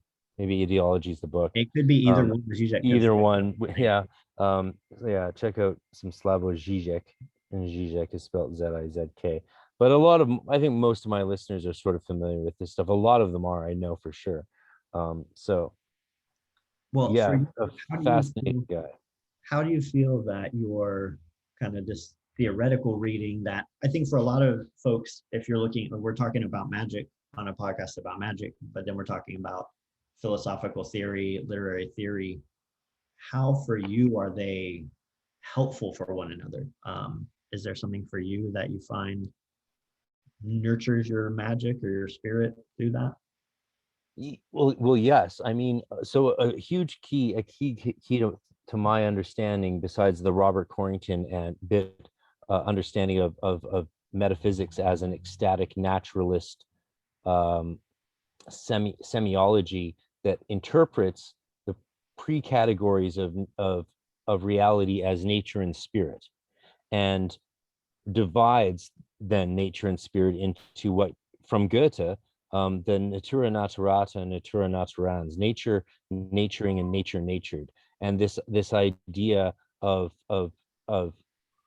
ecstatic self explosion within nature, which is what, is a philosophical way of explaining sort of all of reality, and the fact that we don't have a sense of the base reality. And this is actually another thing I touched on here, with that first one of the earliest quotes in it is I think it's Abraham Joshua Heschel, or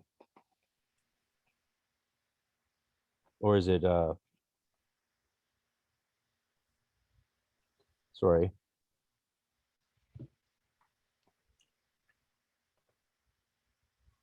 That's all right. one sec. Ah, I thought I had it. I so tried to be prepared. Oh my God.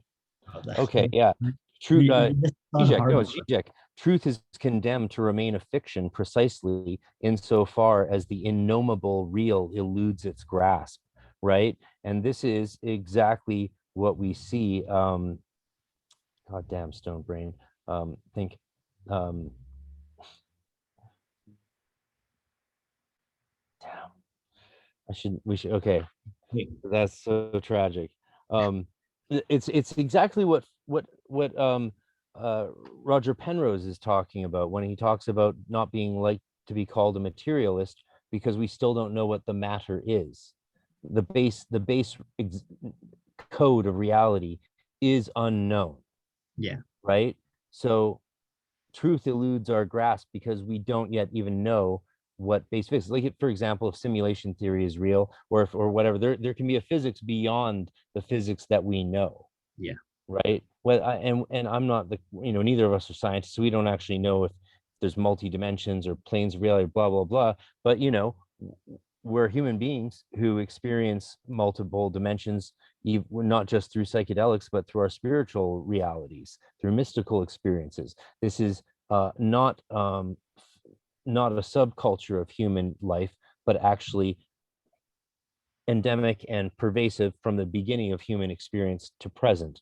And that's one of the things Stephen Skinner says about magic. I mean, that's his approach academically to magic, which is, it's quite accurate. The way he shows, like, look at all of these methodologies that we've approached. None of them are honest. They're all just, he said the emperor's not got no clothes. Like, it doesn't, he went a step further than Antoine Secret and Antoine Favre at the Sorbonne. He even went a step farther in some ways than Wouter Hanegraaff has. As much as Hanegraaff has codified and analyzed our understanding of new religious movements, and a vast swath of esotericism that really needed the introductory job being done, and God bless that man for doing it, covering so much from Wicca to shamanism, voodoo, ceremonial magic, indigo children. God bless that wonderful Dutch man. But then and then we have over with Moshe Adel a deep look, like, crucially a deep look into the relationship of Abraham Abulafia with the post-structuralism and deconstruction of Derrida, and all these other radical 60s thinkers, right? And the connection there is undeniable, which is why, and if you, yeah, so everyone needs to read Moshe Adell's Absorbing Perfections if they want to really see how these basic deconstructive modes of thought have been operative within mystical theology for a very long time. And it's not difficult to see how that is pervasive across the human experience. So our inability to understand and be certain that the reality as we experience is no meal defies our ability to define any kind of objective truth, and hence whatsoever. And therefore the ethical imperative is even more important than ever to be levied upon the subject, and the subject must determine their ethical position somehow in a way that allows them to not commit evil. What are those evils? For that, of course, as you know, I really embraced French philosopher Alain Badiou, his essay, his book, his little tiny book, The Essay of Understanding Evil. I mean, his categorizations, it's very obvious that you commit one of the three evil fallacies when you ethically impose your subjective truth upon another person, right? My way or the highway. That is what he calls the evil of tyranny. It's a basic ethical fallacy. So all of these establishments of personal ethics, and ethics being defined as subjective, is essential when you don't have any kind of claim to a base acceptance of objective, truthful reality. We don't yet know what the matter is, to quote Roger Penrose. So don't call me a materialist. We don't know what the fuck's up. We need to chill out and open our minds and maybe reconsider the Platonic metaphysics of presence. Well, I think that's, when we're talking about connecting with or engaging with the real or the ineffable, or the union with the all, then that is right. That is the thing that I think in your book, if I'm on the right track, right, is the moment when you touch through that epiclectic or epiclesis, that moment where the human and the divine touch and interact and behave as in a unified way. And yeah, no, yeah, yeah, okay, yeah, okay, yeah, and it's a mutual dialogue. That's where Hans-Georg Gadamer's understanding of understanding is so important, right? The hermeneutic process yeah, is the Ouroboros, right? And the acts of interpretation, of understanding and application, are simultaneous. So the cycle happens all at once, but it's a dialogical process. It goes back and forth. So the divine doesn't condition itself upon us, but is defined in participation with us through our connection to it. And that's where the role of within that metaphor of epiclesis, the priest comes into play. Because if the priest doesn't do the sacrifice of the mass and say the magic words hocus pocus, or sorry, I meant hocus anum corpus meum, this is my body, and allow through his ethical agency the transubstantiation, sorry, of those elements through the epiclesis, the transfiguration of spirit, then the moment can't happen. So it's a dialogical moment. And the priest, of course, through anamnesis, is Jesus Christ at the moment of the Last Supper. And all of these things happen in dialogue with each other to define the event of the moment. But that event is defined by an act. So there's agency. And that is the defining spirit act, yeah. Well, I mean, I'm now thinking of this to which we must be faithful. in terms of, if we're trying to, right, your whole discussion is how do we behave ethically, and the ethics would be having that, right, if you're doing your Kabbalistic cross and stuff, right, you're having that whole connection, right, hopefully. I mean, it's not going to be every day, every time, but trying to work in unison with the all. And if you're doing that, then you're going to be benefiting, right, humanity and everybody around you, hopefully. But that unison is not necessarily the unison acting with ethically within that environment still it requires as much as you can do it within in a harmonious way. There's a necessary transgression. That's the other part of this. There's a Yeah. necessary transgression because openness requires hospitality. Hospitality is the transgression of the community because the community is an isolated and inherently violent. You like that? Threw one of those little. So that's one of those words that those people abusing this kind of thinking are use, right? You know, violence, like silence is violence. Like, I don't think you've ever been smacked hard. You're marginalizing real victims. That's the transgression is necessary because without the transgression, spirit is transgressive essentially. It transgresses like Hermes, the divine to the human realm and back again. And the act of spirit and the act of the ethical configuration of the self is a transgressive act because it necessarily sets you against the entirety of the world around you. Your ethical establishment is not dependent on the moral structures you live in or the people or society or the world you live in, right? I mean, it would be ideal that it's harmonious with that, but in the ways in which it's not harmonious, like if it's not harmonious in a way in which you go and kill someone, you go to jail. So maybe fucked up, right? In that event. In how you configured yourself. Did you configure yourself in a way, this is the Lacanian point, that is symbolic within the symbolic orders of relevance, or did you reconfigure yourself in an imaginary way, which is indicative of mental illness or departures from reality, from the social consensus, which is essential, right? We function within it, but we transform it through transgression. Wow. And that transgression is the individual ethical establishment. There's two ideas that I think come into my mind as you're describing this for kind of these other approaches, possibly.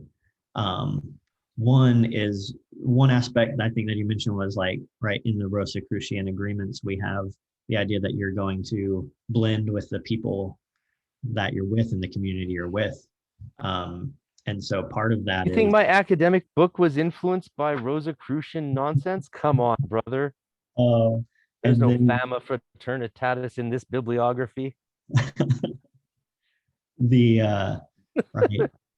Oh crap. And then there was something else, but we can just leave it. I'm never getting a job in a university ever again, am I? Oh shoot. Maybe we shouldn't release this until I get tenure. Until you get tenure, you're close, aren't you? No, I guarantee you, no one's gonna see this unless you link it to them. I'll put it on my CV. My channel's got so few viewers, it's not even monetizable. So don't worry yourself at all. Yeah. Though if anyone did see this at you'd probably, get some street cred. They They'd think be I'm real cool. They think you're super cool. Yeah. Yeah. Yeah, it's interesting the role of the individual to society, right? Because like if we did have an understanding of an objective truth reality, then it would be easy to say this is what you must ascribe to, right? But because we don't have that, as Zizek and everyone else points out, we're left in a kind of state of chaos, and the agency of the individual becomes important, and that is where all this craziness at like from Greenwood or wherever the Weinstein was, Greenview. Actually, I had friends who went there because it's just down the road in Washington, Greenview University, the green place, I don't know. something. Anyway, I usually know the name of it.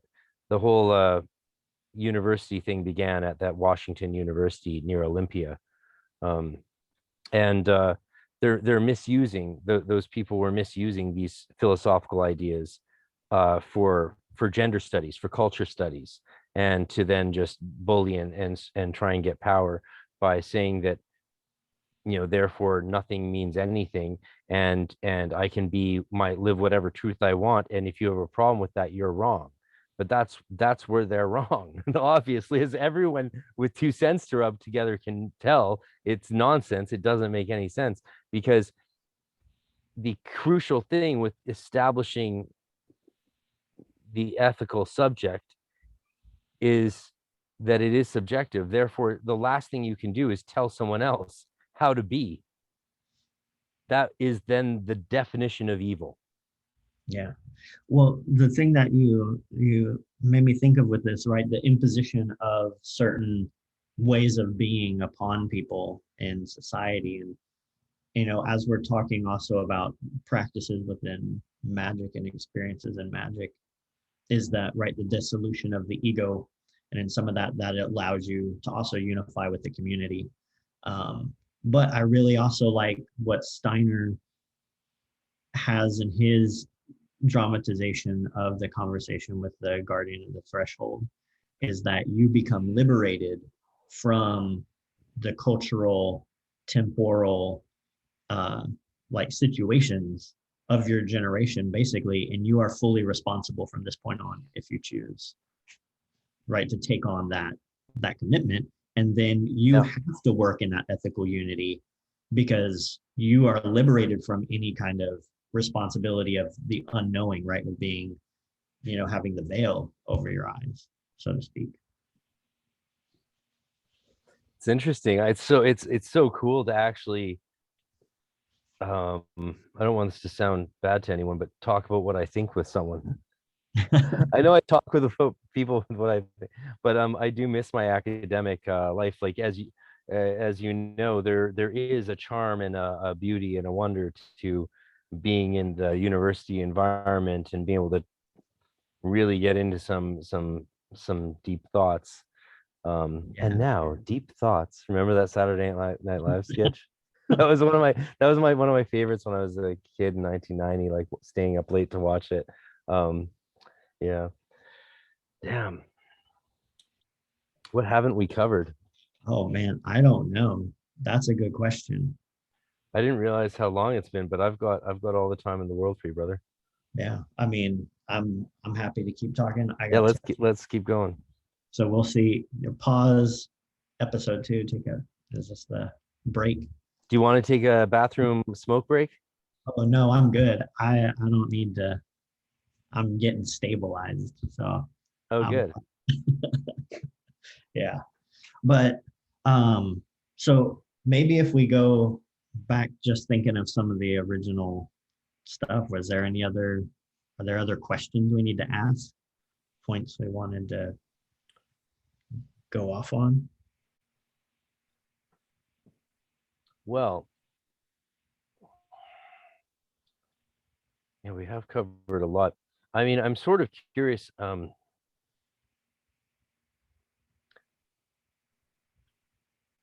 mean, I mostly know Don Quixote, from The Fisher King. That's the film that the book was based on.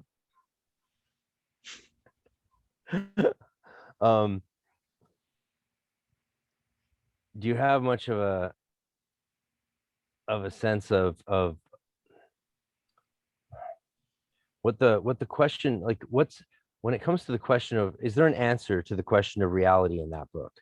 Like, does it, because it really does question reality, like what is real? And to be honest, I'm mainly thinking of The Fisher King and Robin Williams, of course, may beautifully rest in peace. And what a fabulous film that is for anyone who wants to read that the film, watch the film that the book Don Quixote was based on, watch The Fisher King. Because at the end you realize that his reality is sort of valid, right? Am I wrong? Or what's going on there? What's it say? Because we've talked a lot about metaphysics. So this would be Upper sense. my professor answer is going to be, there is no one single answer to what the book says about reality, because it's the original, like, modern novel.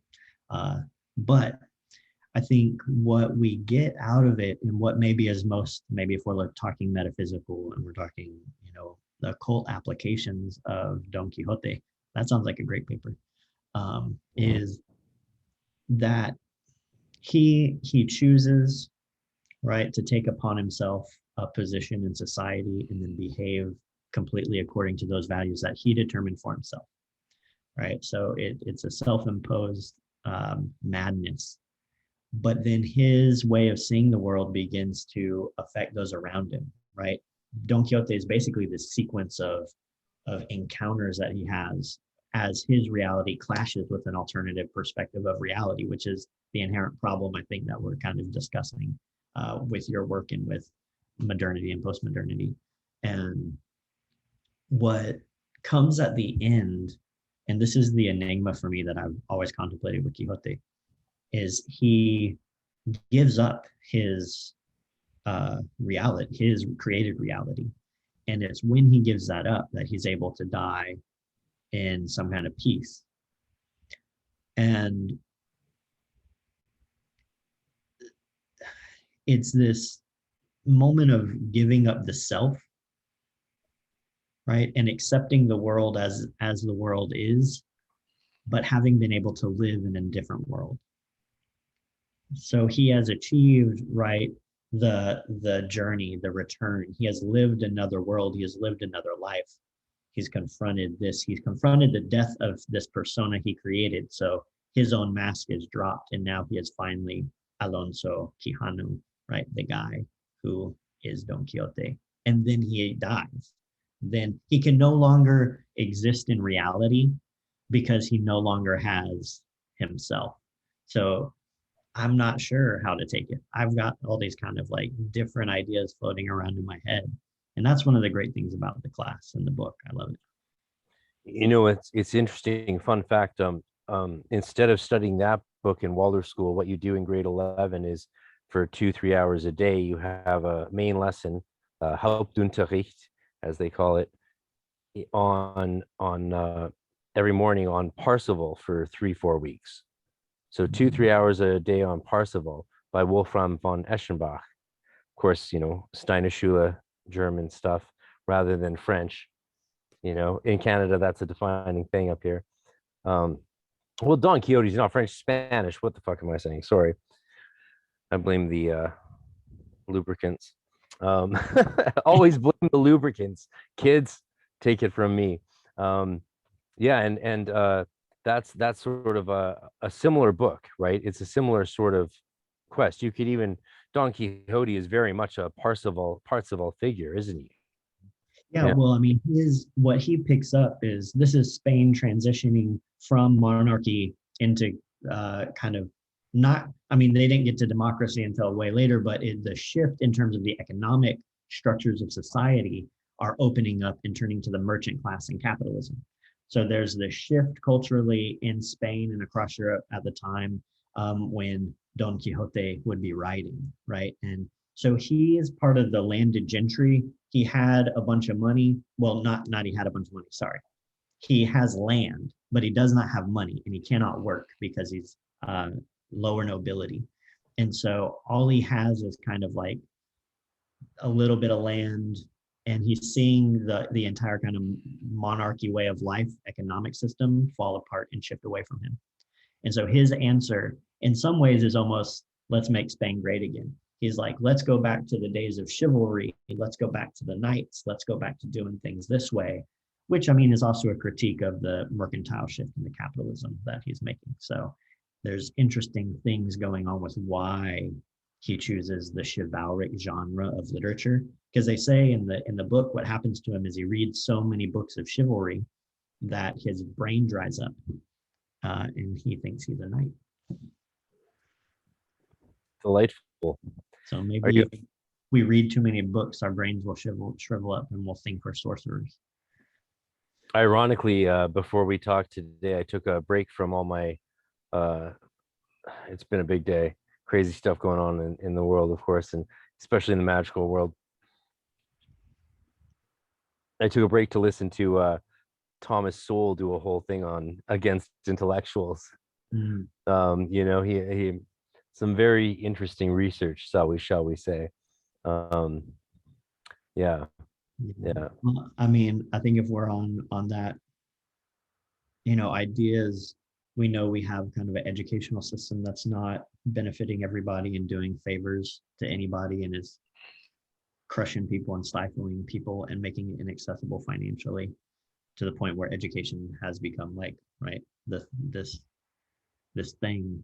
And we also have, in terms of like the leadership, we've got older folks who've been trained in older theories, older approaches, older methodologies, oftentimes in charge. And so then there's new methodologies that people want, but universities aren't giving them, because we have stuff like tenure, where, Yeah. if you get your education in 1970 and then you get to keep your job, for 60 years, and you're still teaching 1970s to people who are way past you, then there's going to be a disconnect. Yeah. Inevitable. Yeah. The downside I found in grad school is there were some professors, who were a bit like that. The upside was some of those professors who I had who were in their 70s were amazing. Mm-hmm. They were so sharp, so amazing. I mean, one of my New Testament professor died right after teaching my course on Paul, and it was so intense. I mean, Greek intensive, everything intensive, and he literally changed Pauline studies in his lifetime. Dr. Lloyd Gaston changed Pauline studies, and when you read his book, and he only did one because he figured that was all that was really needed to be said on this. He's one of those guys, Mm-hmm. and he starts off with, his book starts off with, I believe, referencing an academic publication, an article that made a certain point about a certain understanding of the grammar of righteousness of God, and whether it's inflexive or whatever.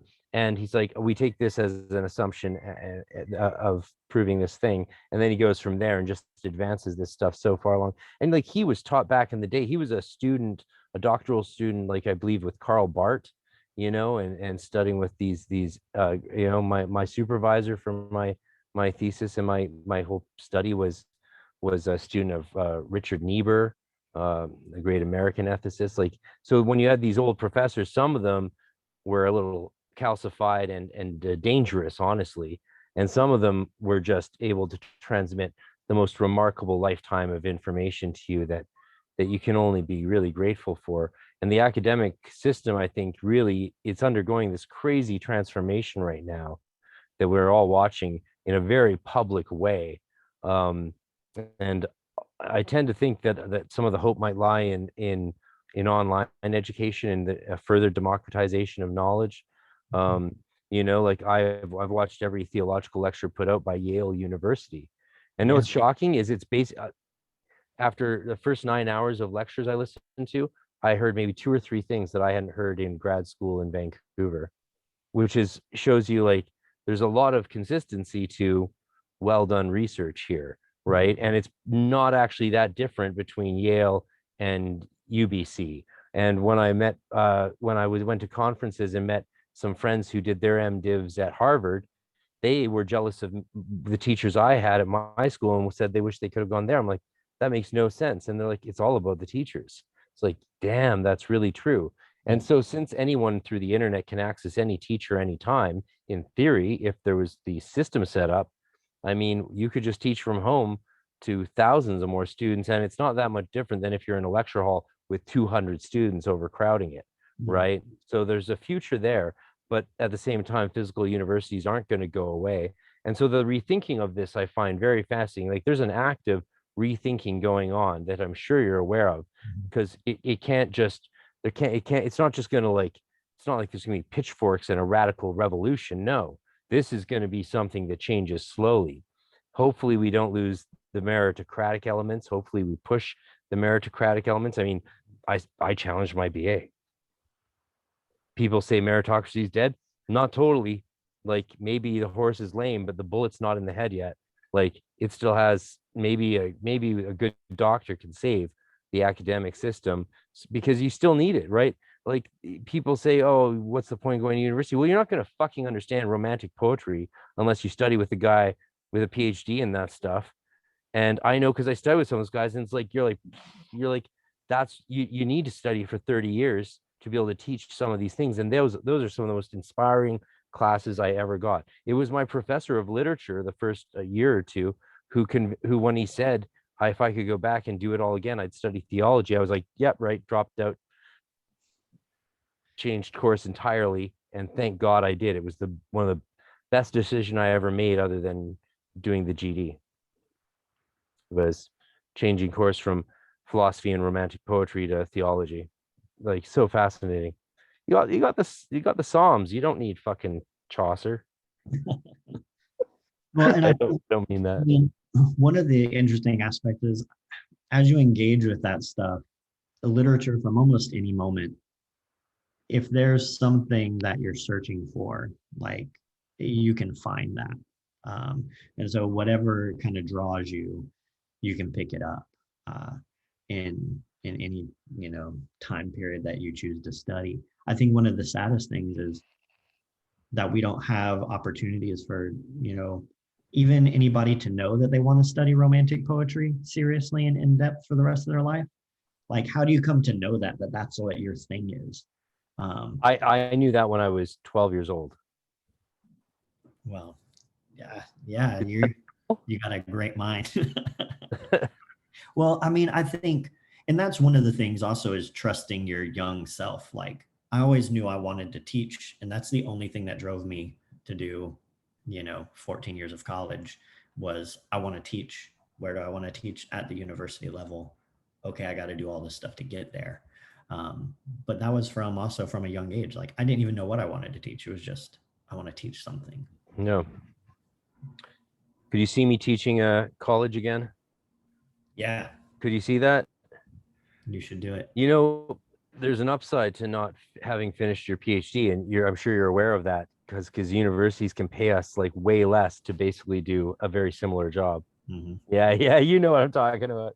They sort of love us. One of my good buddies who before he got his PhD at University of Florida, you might have even heard of him, started teaching, proposed a course while he had his master's on demonology and rhetoric, and it was so enrolled in, they had to add a second day, so he had to teach 4 days a week to over 200 students per classroom. Maybe it was 300, and every other professor in the literature department was fucking furious. They fucking were furious, man. And you know why, right? Because like some of them have some of them they're teaching John Arnold's Culture and Anarchy or whatever. They got 25 people in their seminar, and this fucking MA kid is because, and they're like, well, it's just because of the title and the subject he's studying, and the university's like, yes, it's because he's teaching something that many, many, many people are curious about academically. And what a great angle on demonology and rhetoric. I mean, whew, right? And that Florida, he ended up doing his PhD on maps, magic and maps. Imagine that. I can't remember his name right now, but anyway. I've been in the back of my mind, what I'm working on is a course on spirituality and mysticism in Latin American cinema, which I want to Alejandro Jodorowsky's films. Yeah, that's what I was thinking. And teach tarot and some initiatic stuff that he's got going on in his films. Oh, wonderful. But that course would sell out. I think so. Every time I mention it, people are like, oh crap, yeah, I want to check it out. You just have to create the course. Yeah. Then I just get worried about the student who signs up not like knowing what they're in for, and then we're like, all right, we're gonna watch Holy Mountain. You're gonna watch this dude get like his anus washed like in a close-up. But you gotta confront those challenges in your life. Anus washing, it's a thing. I mean, it's sacred. We all do it. Very intimate, right? You only let your close guides wash you that way. Yeah. So I mean, but that's the conversation I'm ready to have with them. Be like, well, why would this director have this close up in this movie? Because he just ascended. I mean, in this film, right? He just ascends. He's confronted his higher self, and he's being taken, by his higher self to be washed and cleansed. And so, yeah, we're gonna cleanse all of you. So. Damn, yeah. What do you are you hopeful about the university world? I mean, I have to be because Yeah, in it, it's and your so job. that's I want to be, and there's challenges. I mean, it was hard to get a job. I mean, you think if I get a PhD, there's going to be a job, and no, right? And I don't so know. I mean, that's that, yeah. itself. But I think it's become so much of a money making machine. We've stripped out so much public funding for universities and education that now they are having to be for profit institutions basically, and that's undermining a lot of what's happening because it's not about what's being taught. It's about how do we get people in seats and how do we get them giving us their money. And I don't want education to be something that's putting people in debt. Like I wish that, like, is there a way that I could share the stuff that I love, that I've studied, with people who want to know about that stuff for free? Like that would be awesome. I also don't want to be homeless, but there is no ethical consumption. Well, I think there's a chance for future abundance in online education, like, because it's not a hard stretch to imagine that if my buddy in question, it was, damn, what was his name? We all hung out at East Lansing, Michigan University for the first ASE conference. There was a whole crew of us, like raggle taggle guys, just sort of getting along and making trouble among all the notables like Jocelyn Godwin and Nicholas Goodrick Clark. We were just like skipping lectures on Swedenborg to go have a pint with like some independent Catholics from Harvard. It's like Christopher Larrick was one of those guys. He wrote Agrippa and the Language of Angels by Brill, that nice beautiful $300 Brill book, which you can probably afford on your exorbitant salary as a literature professor. I wish. I was just thinking about that as a myth. The professor living large. No, professors are, yeah, no way. Damn, I think my bishop was like getting paid 130,000 a year when I was in seminary. Like bishops are making, yeah, man. Like my supervising priest at St. Augustine's got made 80, 85, 88. I asked him once, can I ask what you get paid? He's like, oh, it's public knowledge. It's listed on the church info. Like, yeah, I was like, and it's because in the Anglican church, you're expected to have a family and kids and raise a family, and can't have a family without for free, unfortunately. I don't know what this thing is about. This still is a pervasive thing. I get this all the time, telling me that teachers shouldn't get paid. It's like, well, how do we live? Yeah. Like, that's like, and teachers, nurses, there's all these people in our society that are, if people would bring me like burritos or tacos or like barley or something because I told them stories like multiple times a week, I'd be down for it. Sure, yeah, just feed me grapes and care for my shisha and DMT pipe, and I'll sit around a pool on a chaise lounge espousing philosophy. But no, as far as I can tell, you have to really hustle to educate in this world. Education's essential. It's very important and very useful, but it's also castigated. And now we have the education systems messing with education on their base level. I mean, the stuff going on in public and parochial schools is beyond words, right? Well, it's interesting because so you were through the Waldorf system. Yeah. Yeah, I was homeschooled. I went to 2 years of public school before college. And so I think it's interesting having this kind of separated education that was always skeptical of the larger, systems.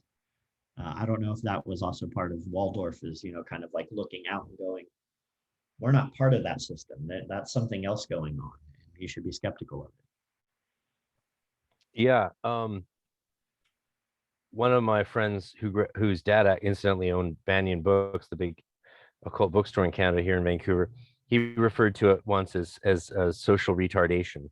He's like, yeah, we're all sort of socially retarded. It's the Waldorf School social retardation, which you know, a bunch of them graduated before me, went out into the world and were like, there's a few skills we don't have. And that is definitely true. That can occur in closed environments. But the exceptional accomplishments of a lot of the majority of the people in the classes counterbalances that in a way that forced the Canadian government, when they reviewed our school's curriculum, to say, please don't change a thing. They're like, we can't give you any more money, but please do not change your curriculum. Because these people, the reviewers they saw our statistics and our test scores, even though like normally that wasn't a thing, but they did it a couple times just to see where we were at.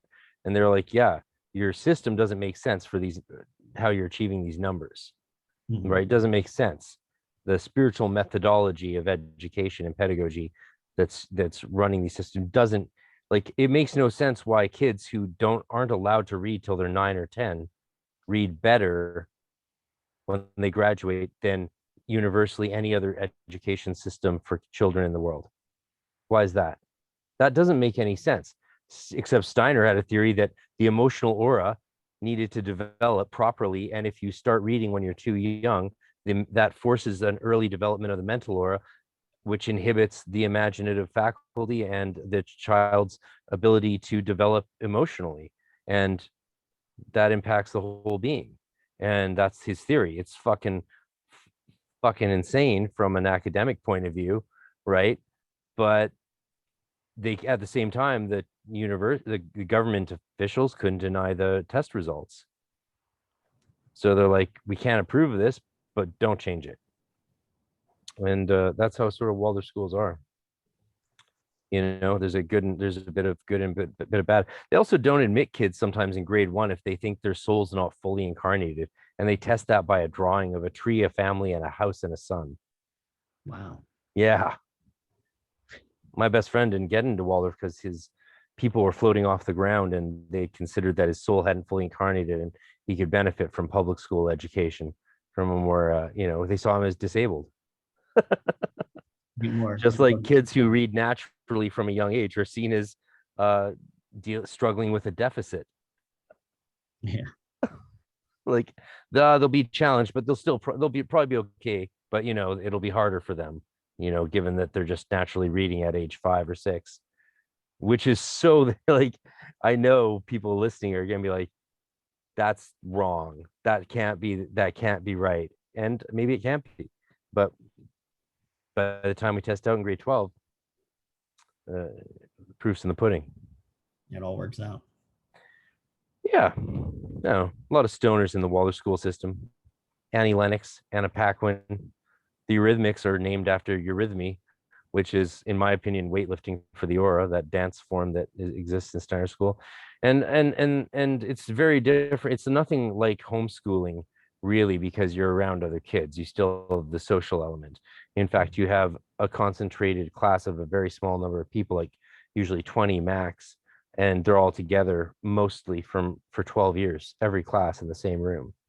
So you learn you have to get along with people that you don't really get along with. And that changes the way you look at people. You can't just go off to your niche, to your little clique, because there's not enough people for cliques. That's it. You got what you got. The whole high school has 72 kids maximum. It was an interesting experience, man. I mean, I don't know. Like, it is what it is. Yeah. And you work from there off of the basis that you have. Yeah. I mean, there was times I hated it. When my parents were going through a divorce when I was 9, 10, 11, and my dad had an abusive wife, and it was rough. I went all goth, started reading Donald Michael Craig, and formed a Wiccan coven on the side, and played a lot of Dungeons and Dragons. You do any role playing? No, I never did, because I didn't have any friends except for church friends, because I was homeschooled. So comic books. My only socialization was, other Mormon kids. And so, no, I was the bad kid because I was playing Magic the Gathering, and that was like creepy enough for my Mormon friend. this will, if you know magic, this will explain a lot of how I managed to get through my teenage years. By the time I was 15, when I joined the Golden Dawn, I had a full sheet of 9 Black Lotuses. Okay, yeah. I had complete unlimited set, Arabian Nights set, multiple complete sets of the Dark Legends, Oh, Moxes up the wazoo. Yeah. So, you can sell one Black Lotus for $40,000. So by the time I was 20, I had no more magic cards, wow. except for a couple Black Lotuses left that I left with my dad for safekeeping in case I ever got into trouble. And then his wife sold them and built their house. Oh, That happened in 2014. I've never said that publicly before, but that'll do it. I called the cops and haven't seen my family since. oh no, man, I'm sorry. Hey man, it came out naturally. That's what that happened. That's how that happened. Well, it's like it was close to $100,000. They just took. Like, what do you want me to say? I'm not gonna fucking take it on the chin. I'm sorry. Yeah. Plus, she's an abusive woman, so fuck her. I hope no professors watch this, but at the same time, they might be like, "What are those two academics doing, talking like regular people?" We're like, "We are sorry. We will revert." Footnote. Yeah. We need some more footnotes in here. Stat. What do you think of the new development of academics on YouTube posting academic lectures? Like, you got Religion for Breakfast. He's a cool dude. Justin Sledge, Dr. Angela Puka. Are you a fan of any of them in particular, or any other people I might not have heard of? Oh, I wish I had more time to watch stuff. YouTube. I haven't been, like, podcasts work a lot for me. I drive a bunch. Yeah. And so I get to listen to a lot, but in terms of like what's going on, I think it's like wonderful in the sense that I am assuming that with their viewership, they're getting paid more for their intellectual work and their teaching work than they probably be getting paid, in an academic position in some circumstances. Now that all depends on all the other, YouTube becoming a YouTube star stuff. But I think at the end of the day, putting knowledge out is the most important thing that you can do, right? Is sharing knowledge and sharing your learning. That's an obligation. And so finding ways to do that, I think, are super important in taking it outside of the university. Yeah, I that was my initial thought when I started this podcast, and it was started, as not with interviews, but as commentaries on academic papers from academia.edu, right? I would just find academic papers that I hadn't read yet in my field, and there's a lot. I still haven't even begun to really dive into Elliot Wolfson, nor completed my studies, Moshe Adel. Like, I'm gonna be reading him hardcore, along with David Heimsmith and all these other Kabbalistic scholars and practitioners for the rest of my life. But then there's Elliot Wolfson and all these other amazing researchers, Alison Kuder, Claire Fanger, the list goes on. I want to really read next. I on my list is Arguing with Angels. You heard of that one? Arguing with it's a new academic study out of University of Amsterdam's dude. It's not Georgi Zunya. It's the other one. Anyway, it's a really interesting new approach to John Dee and that stuff. But who are some of the academics in the esotericism branch that you've looked at? Do you know Arthur Bruce Lewis? No, in terms of academic work in the esoteric realm, like, I have not Oh wow, much with that. I mean, you're in for a treat. I've got a couple books, and I think what was interesting is, growing up, I always had an interest in this. Part of this is from Mormon mythology. Part of it is when I was a kid, I was bored, homeschooled, and I read the dictionary. And when I read the word alchemy, I was like, what is this? I got to know more. And so, went down those kind of pathways. But I spent a lot of time in my academic mind doing academic work. And when it comes to the esoteric, it's interesting for me, as it is a practice, and it is an experience and a communion. right? And epiclesis, hopefully, when we're at our best. I haven't worked on a lot of academic occult writing, just because It's almost cool. it's like a reprieve from the academic in Yeah. some ways, you The know. practice is a different thing, and it's so you got these practitioners listening to the academics, but then the something that never occurred to me was some academics might start listening to the practitioners. Well, You know, I mean, I think that's, interesting what stuff. if it happens both ways dialogically? What Well, if the people teaching the practitioners updated knowledge start listening to the practitioners' insights on, I don't know, spirituality, right relationship with God? well, that's, in thinking of teaching this course on, spirituality and mysticism in Latin American cinema, part of the question is, when you go to present your credentials for why you're teaching this class, is it because I have a PhD in Latin American literatures and cultures? Or is it because I've done this occult esoteric work and I, from these like underground oral Yeah. initiatic traditions, and that's the credentials that I want to show up and teach from. That's an interesting place. I mean, that's been a problem with academia and oral traditions broadly, but occult traditions specifically. Yeah.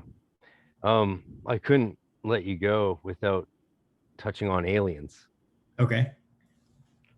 You ever seen a UFO? You know, I can't say that I haven't, but I was a kid.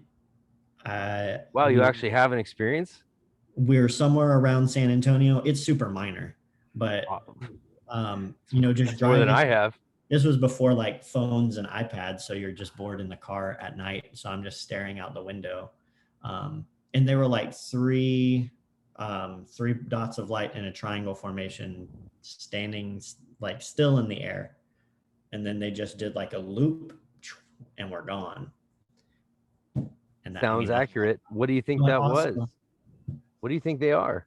I don't Are know. they dimension things from other dimensions? Because they just phase out in plain sight, right? We've seen them phase out in plain sight. I mean, I think there's so many potential ways that technology and transportation and energy can be used that we can't fathom from where Yeah. we're at, that all kinds of things can be happening and just like we're not going to know why. I mean, I think it's interesting. I mean, I know there's some kind of, if you get deep down in a rabbit hole, times that like ceremonial magic is just contacting aliens, if you're talking alien in terms of the other, right? Out there by doing these practices at the, astral etheric or other levels. And you're getting in somebody's attention and they're going to say, oh, you've figured out how to talk to us and we're going to talk. Yeah. Yeah. This guy I know, they do this really intense form of DMT research. And what they do is, I believe it's monoxide inhibitors, but I might be getting that wrong. They smoke before the pure DMT.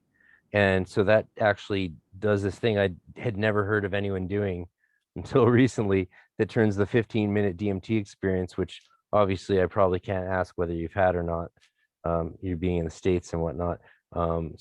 It's legal up here, but they turn the 15-minute experience into an 8-hour experience, and time goes differently for them. So they'll experience entire lifetimes in other places. And sometimes he said this one time he showed up in this other place. It was a lot like Earth, and the scientists were there. There were scientists there, and he was like full physical manifestation. He was gone.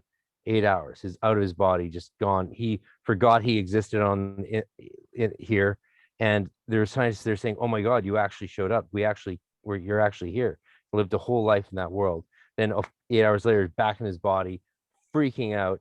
Body's in, of course, shaking from being in that state. So like, people are doing that, and they're going back to the same places by playing frequencies, single frequencies in their head. They can go back to the same place with earbuds and playing a single isn't that, like, that's crazy. And you don't see that's not being looked at all in the academic community, is it? Yeah, not that I'm aware of. I mean, I hope that it is. I know that there's, right, what is it, the God Maps. molecule, Oh or yeah. that research that was done with DMT, but that's been a minute since they did that. Um, but I think that that's right. That's the Maya, right? That's the illusion, is that, like, you can pull that off at some point, and you can have some other reality. And so that, I mean, that's empowering in the sense of, I think, in mystical experience as well, is that becomes shown to you, or becomes open, is that, like, there's other reality that could happen, and you could go to, and you could do. um, but then your job is here, your time is here. These are the times that your work is in. Yeah. It'll be an interesting life we have, to see what happens with all this alien stuff. I mean, wars and economic collapse, been there, done that. The alien thing is new.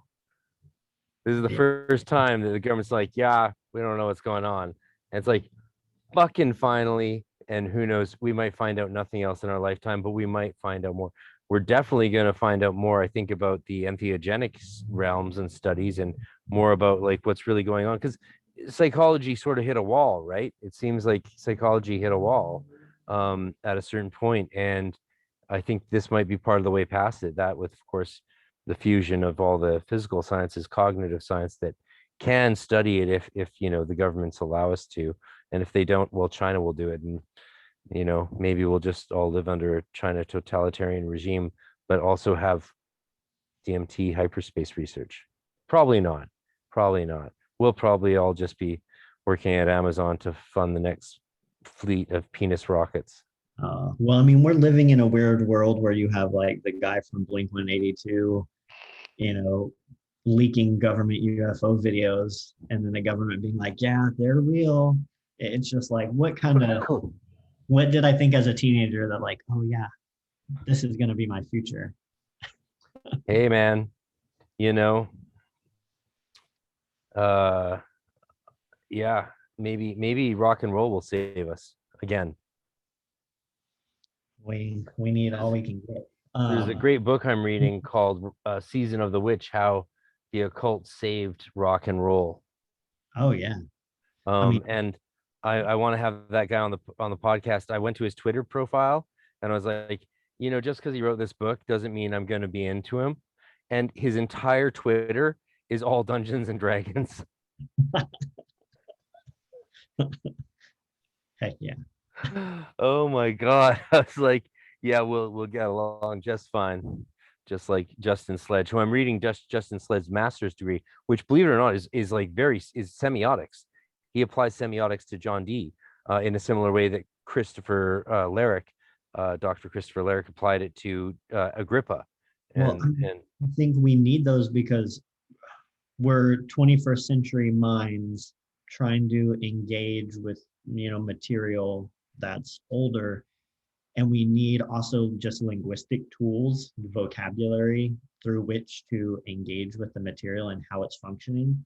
I mean, that's where also theory comes in handy, is we can start to look at it and say, this is what's happening, this is what's going on with this material, so that yeah, there's a common tongue to speak across.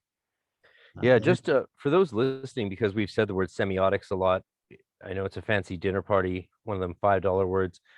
The Welsh philosopher Daniel Chandler has a great introductory book called probably Semiotics for Beginners or something like that. Daniel Chandler. So yeah, it's a tough subject. It's literally the newest academic discipline that is based pretty much on interdisciplinary studies. So most people who get into semiotics already did a PhD in something else, right? And then branched out in an interdisciplinary way, and then methodologically choosing semiotics as their approach. But as a field in itself, it is intense beyond words. And the two major theorists, of course, Saussure and Peirce, It's spelled Pierce, but it's pronounced Peirce. The American philosopher. We're united in Umberto Eco, and we all love Name of the Rose, right? So there you go, folks. Just in retrospect, after we've had this intense, fabulous conversation, I want people to know that there's an entryway to some of this stuff. You know, I started in at it when I was 13, and damn, I still feel like I don't know much, but it's a lifelong love affair for me is interpretation theory, Yeah. Well, hermeneutics. I think that, some of the skills and knowledge you gain in structures through the study of the esoteric. I mean, people are here to hear, for esoteric topics, but People are that here for fun conversations, brother.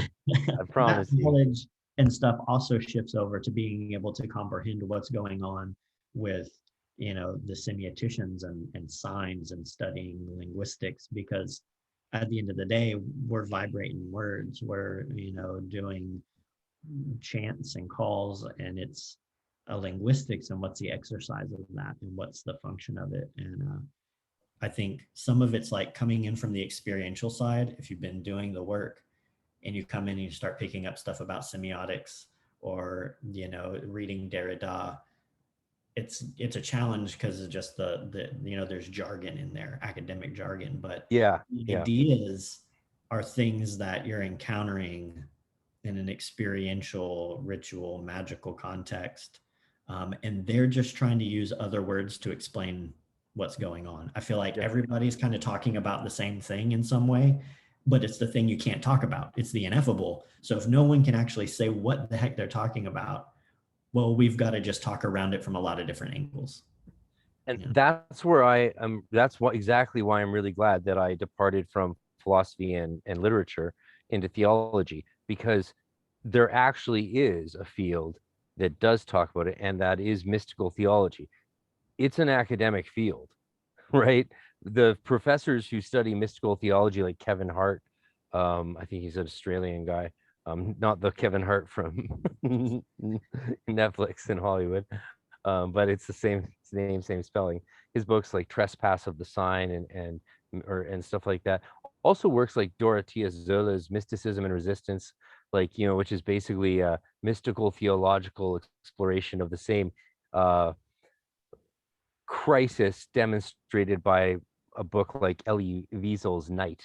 If you've ever read, any of that dark Holocaust literature and stuff, it's super intense. But it touches on the basis that we're talking about, the configuration of the metaphysical subject, which you actually see demonstrated in real life terms in the Holocaust. You see the very question of what it is to be in that event, and how that reconfigured the world globally after the Second World War is not that different to the Tzimtzum of the Kabbalah and the explosion of the Sefirot and into the shells, and then the healing process through Tikkun. You see that emulated in the world in the 20th century, and it's the same process. So we're all talking, like you said, about the same stuff, different terminology, different methodologies. That's all great. It's all got its place. I mean, another thing I touched on in my book that you have is, of course, something we haven't touched on yet, but it goes to explain why we decided to do this under the influence, which we made a conscious decision. Every time I talk to a PhD, because I almost got mine so close, I always feel like I'm a thesis defense, so I was nervous. We are simply trying to express, damn, I sort of lost it. That's life. The ineffable. It's the ineffable. Blah, I had a really, so No, it I is mean, what it is. I think it's on the one hand, I'll tell this anecdote, which I probably also shouldn't. But when I was teaching Derrida difference in this class, and students were struggling, like, How to cool wrap. is it that the cover of the book, de la grammatologie, the grammatology is a picture of Tahuti Thought. Yeah, The cover of his book main book is a picture of thought, because his main issue is logos, Yeah. right? Is the problem of logos. And, I told him, and I guess this is true for me. I don't know if it's true for everybody else, but I said, if you want to really understand Derrida, you need to go home, smoke some weed, and read it again, and just go with the flow. Just like follow this text and engage it. You And mentioning that reminds me of what I forgot. Continue. Go ahead. oh, I was just saying, like, that's the playfulness. And you mentioned play in your text, and Yeah. and I think that's also a lot of what we're doing in our minds with magic as well, and meditation is getting to play, right? It is breaking the reality, it is creating something else. So I think we also need that aspect of the play, and so that might be Play. an academic conversation while under the influence is also a form of Yes. role play and physical play and life play.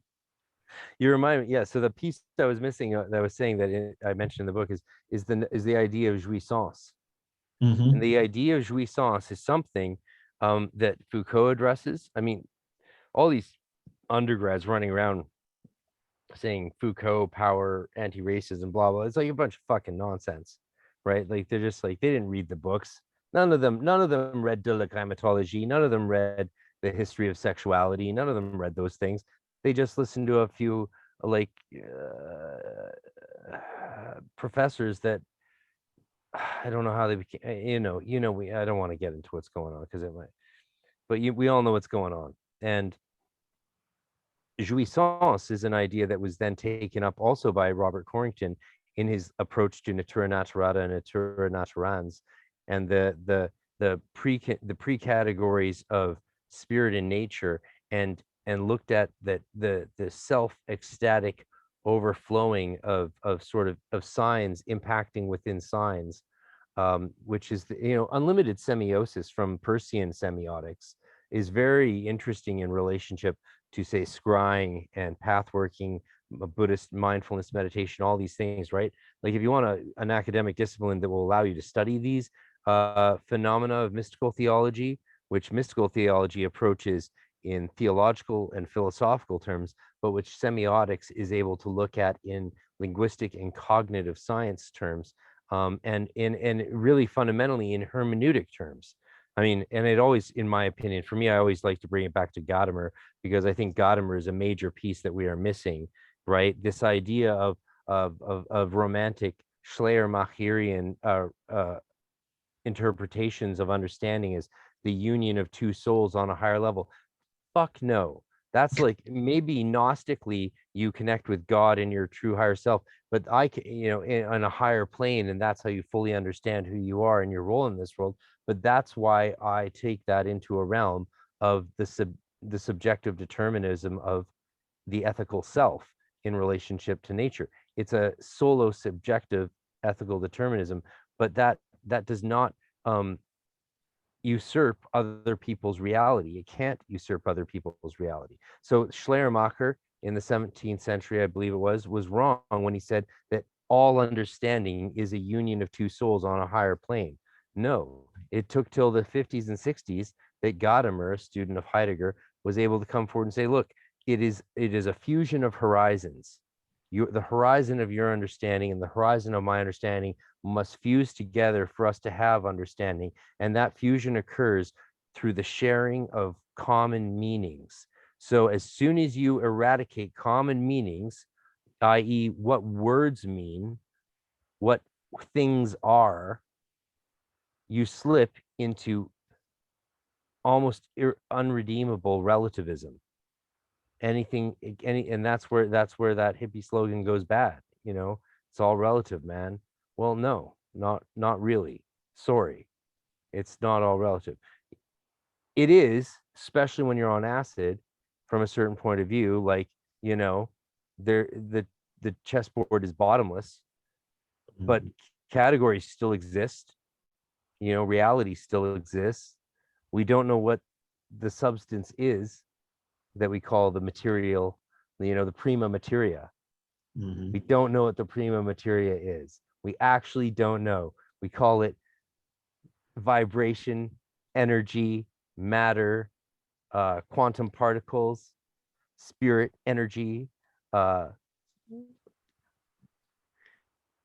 you name it. I don't know what Mormons call it. The Holy Spirit, you Yeah, know, but well, but I but, but we mean, don't know what it is.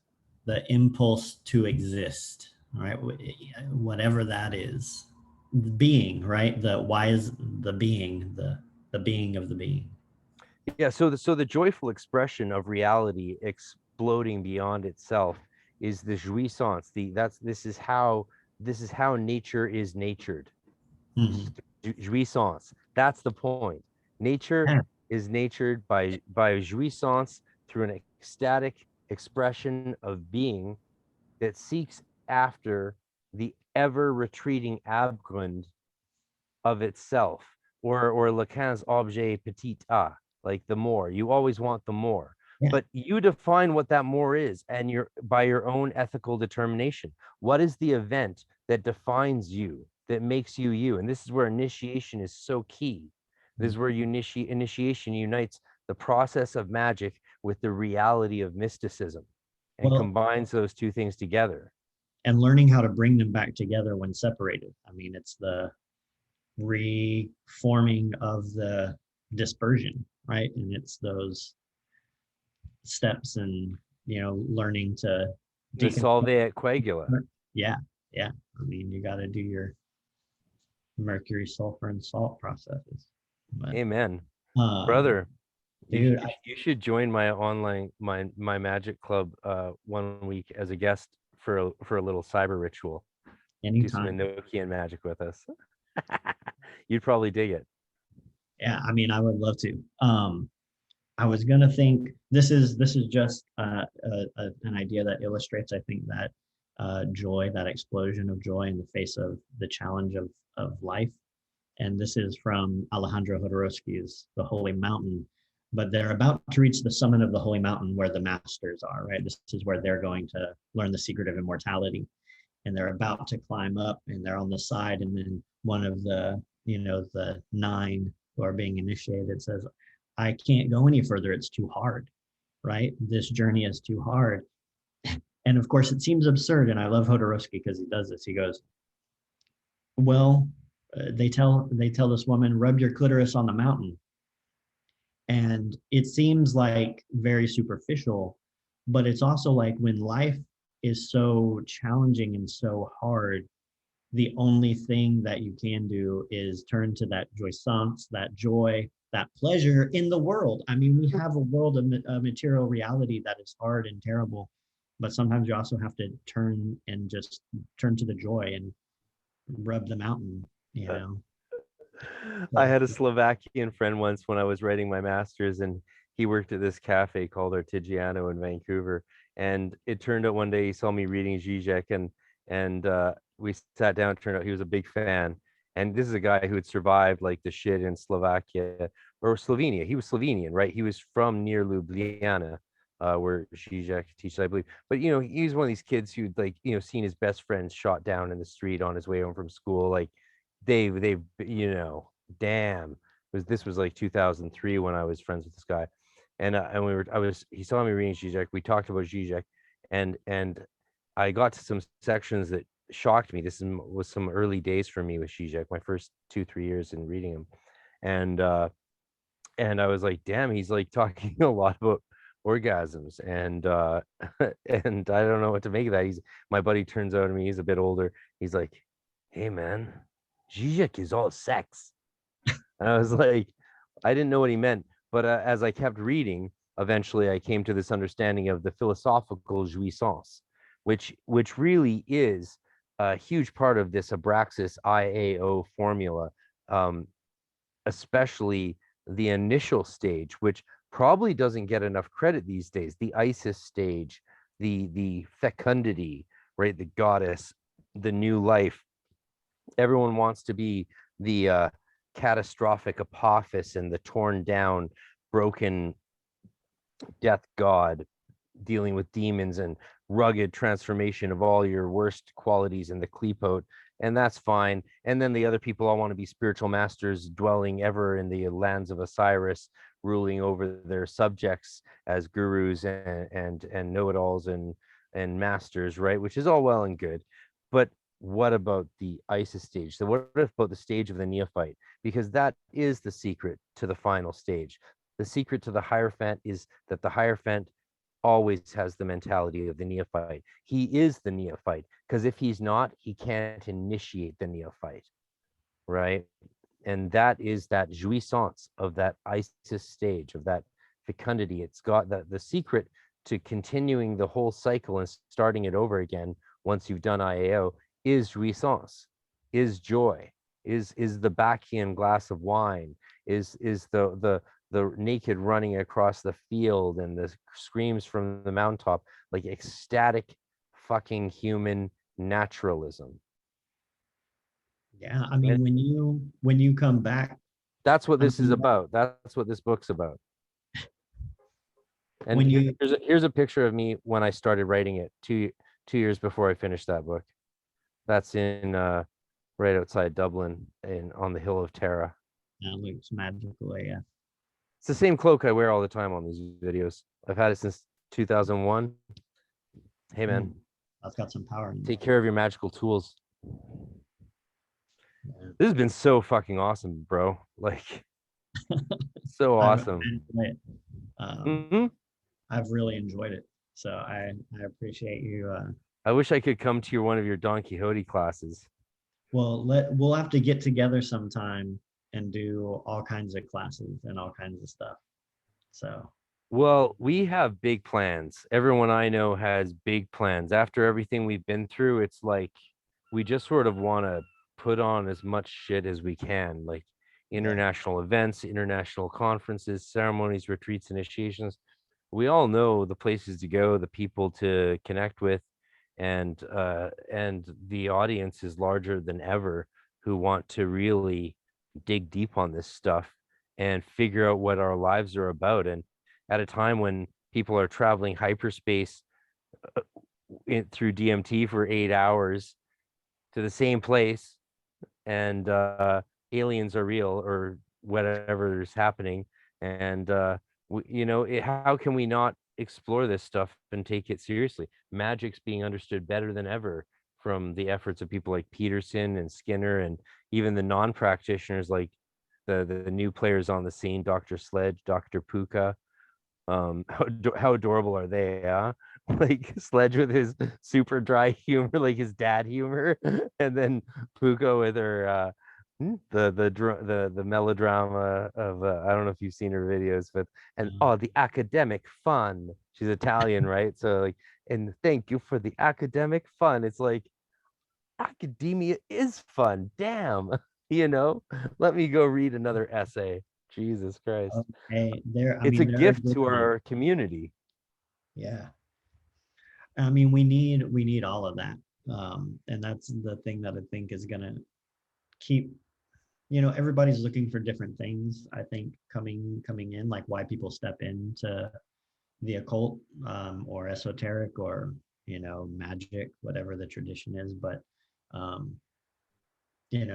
feel it's that lowering down the rope or the hand, and bringing people in, and that could be through academic approach, that could be through totally magical approach, but helping people find the door.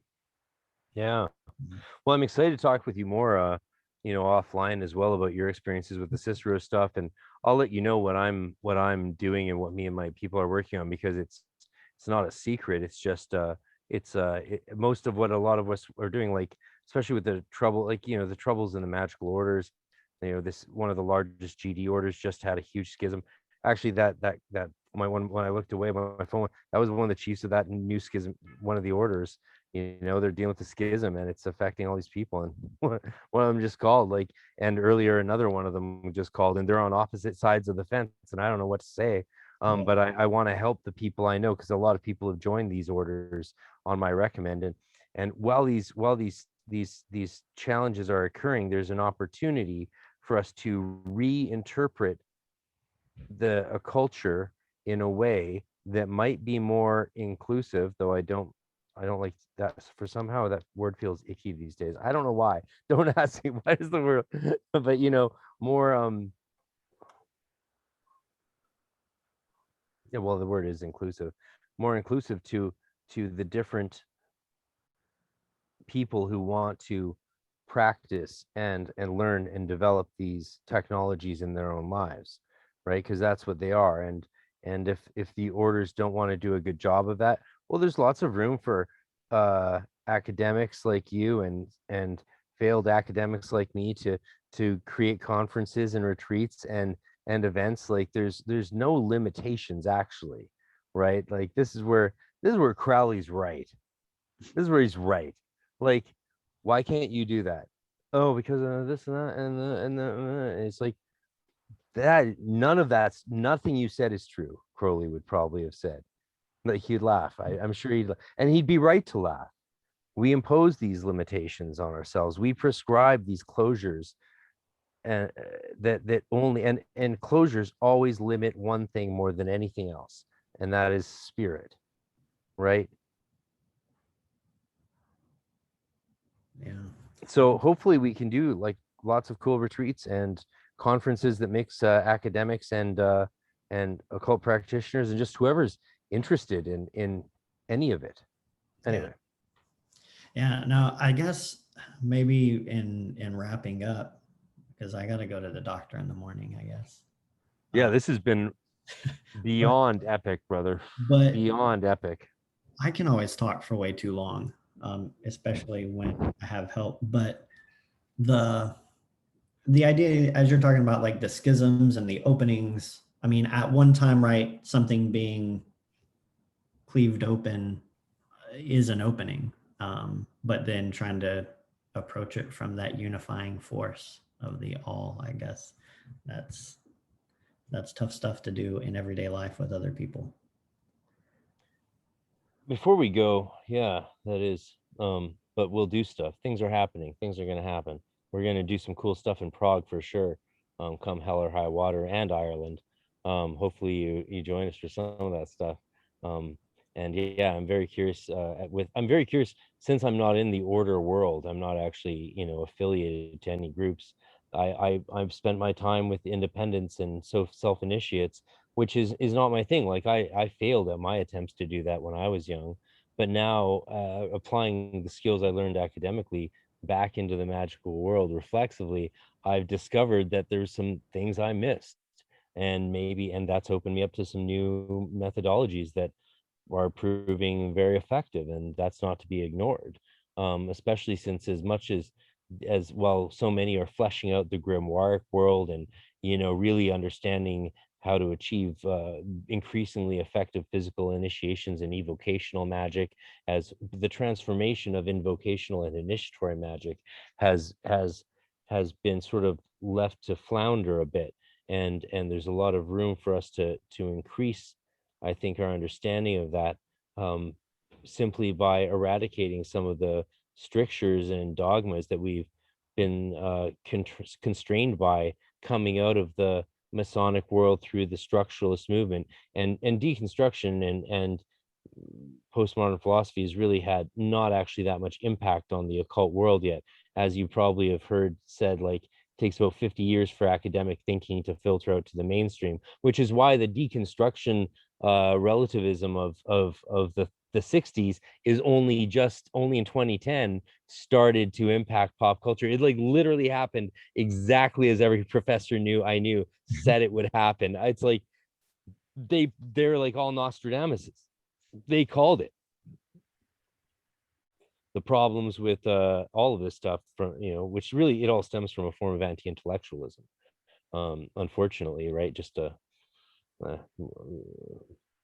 we've talked about that enough, but as we rethink things, yeah, we can definitely move forward. The question I want to ask you before we go is, do you think, there's a personal question, because I really do think there's some wisdom. There's always wisdom to be gained from people who've gone through the academic process, like more than I have. Do you think that it's possible that I could have in some ways lost credibility had I finished my PhD. This is a thought that's haunted me from now and again in my mind. Oh, well, I mean, there's always so much question about the way that stuff plays out. I think uh, that just because you get a piece of paper doesn't mean you know what you're doing, and doesn't mean you're going to do a good job communicating it. And it doesn't mean you're going to get a job anywhere that will allow you to communicate it. And We've all read dissertations that make us groan. yeah. And I mean, at the end of the day, I think being a teacher and being someone that shares and has knowledge becomes self-evident, you know, like reading your book.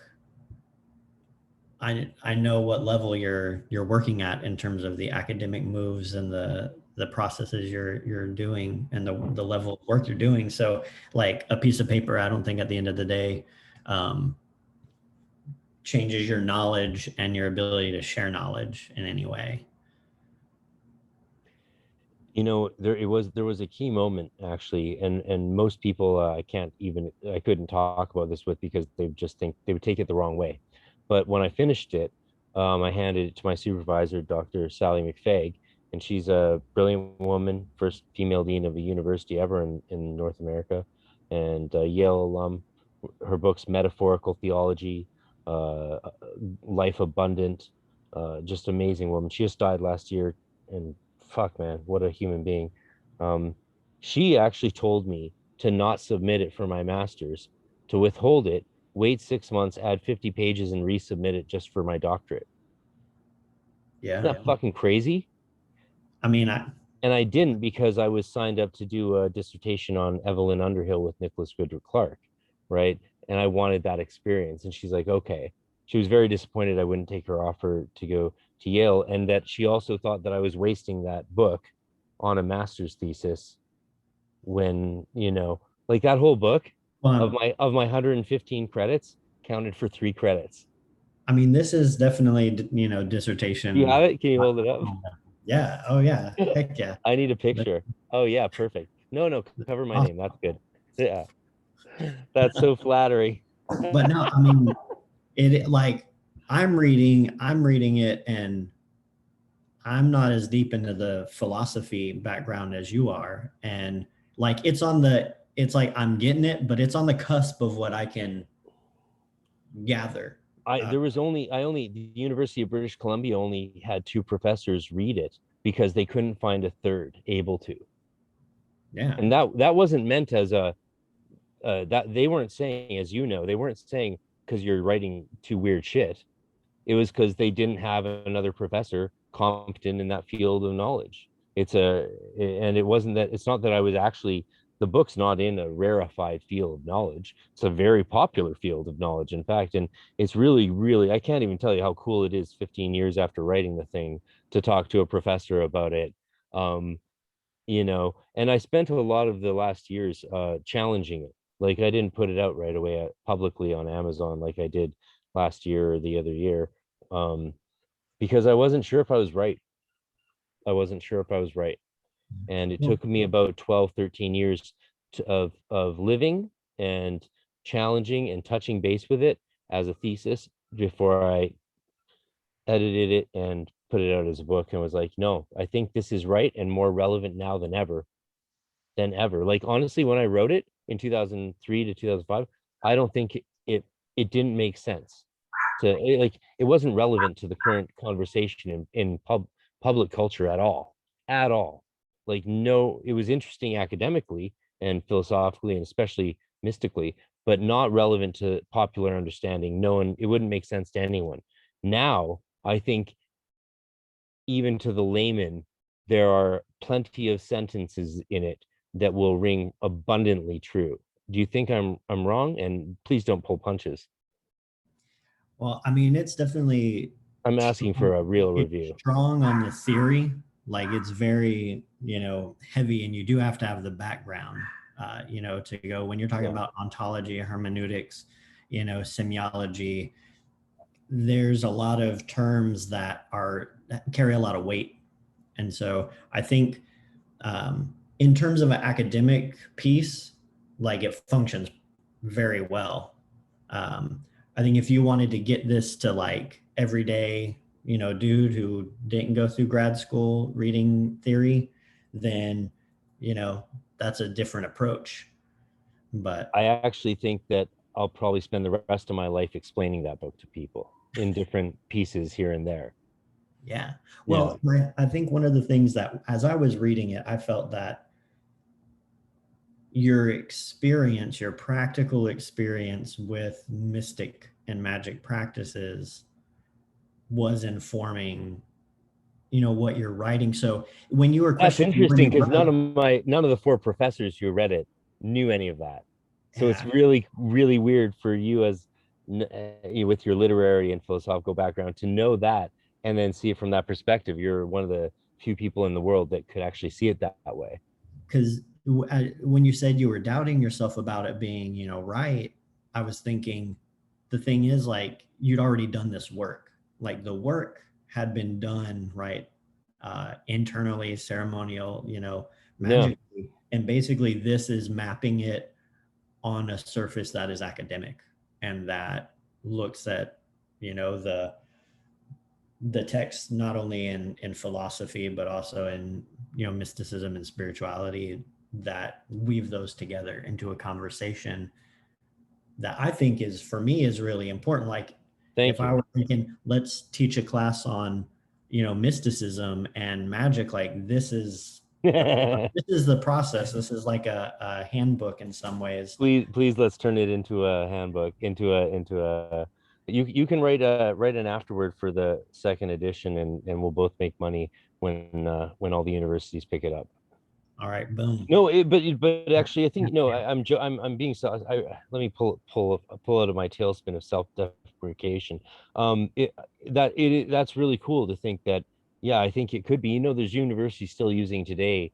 Evelyn Underhill, a Golden Dawn initiate and first female theologian to be allowed to educate clergy in the Church of England ever. In 1911, she wrote Mysticism. It's still being used in some university classrooms today as a textbook, and that's because not many people write in the field of mystical theology, especially in dialogue. There's very little work in dialogue with uh post 60s, post 70s thought.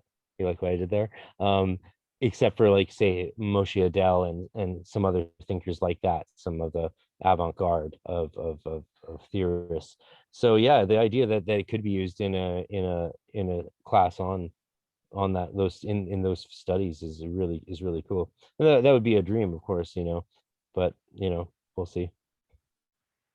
Yeah, no, I mean, Send it to any professors you think might not think it's nuts. It's not I nuts though. will. You're, like you said, it's written stylistically appropriately. Yeah, You I can't have. argue with the style, eh?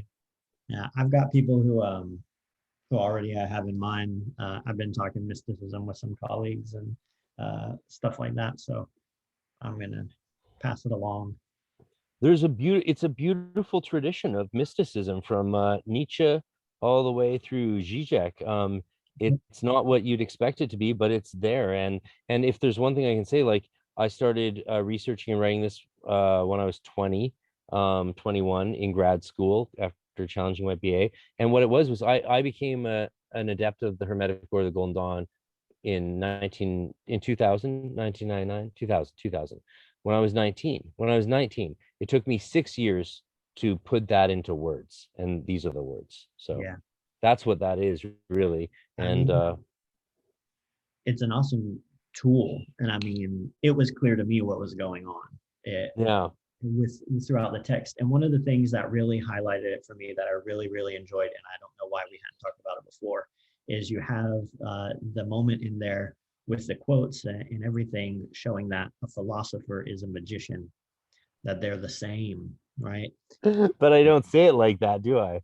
No, I mean it's there if you're looking at it, and that I was was really fault. powerful for me, to think that, right, philosophy is allowing you to look at something from another perspective, change the shape of reality, right, or the approach to reality or engagement with the real or the symbolic or the imaginary, right? I mean, philosophy has to engage all of those. And if you're doing philosophy, you're also doing magic, or if you're doing magic, you're doing some form of philosophy in some sense. And I thought that was really cool to go like, okay, I mean, Plato and all these dudes basically are trying to perform some form of magic um, down the line. Yeah, sometimes it's just a very endemic and integrated into the process itself. And what I tried to do is show it and not tell it, right? I was trying to show it and Yeah. not tell it. And I guess that's why they call me a stylist. But I do think I also tried to make it aesthetically well written, Yeah. and I hope I achieved that. I don't know. I'd be curious as a literature professor, your thoughts on that. And if you have a cohesive sentence or two that you want to give me to add to a few other PhDs who are giving me sentences for the back of the hardcover version, which I'm putting out, you're very welcome. Because Gather. I don't know if I can write anything better than that in my lifetime. I think maybe the only thing I might do better than that is some poems or songs, Well, I or mean, maybe initiatory systems. I might, who knows? We'll I see. feel like multiple people have said the same thing to you, but it's like turn this into the esoteric handbook version of this, right? Like, um, you know, because this functions at an academic level and at a philosophical intellectual level, um, but we want it to function at these other levels, and you've got all this knowledge to bring and share. So I think we need a layman's version, as that's how I would put it. Yeah, well, An that's what I think. undergrad version. The rest of my life is an expression of what I think there, and I think the spiritual systems that we have in the world express the idea that I'm exploring, because all I'm doing there in that book is exploring a reality already expressed in these systems, and trying to grapple with it in logical terms. Really, hopefully it'll just inspire a few other people in the field of mystical theology, yeah, and Yeah, hermeneutics, of course. pick it up, get this book.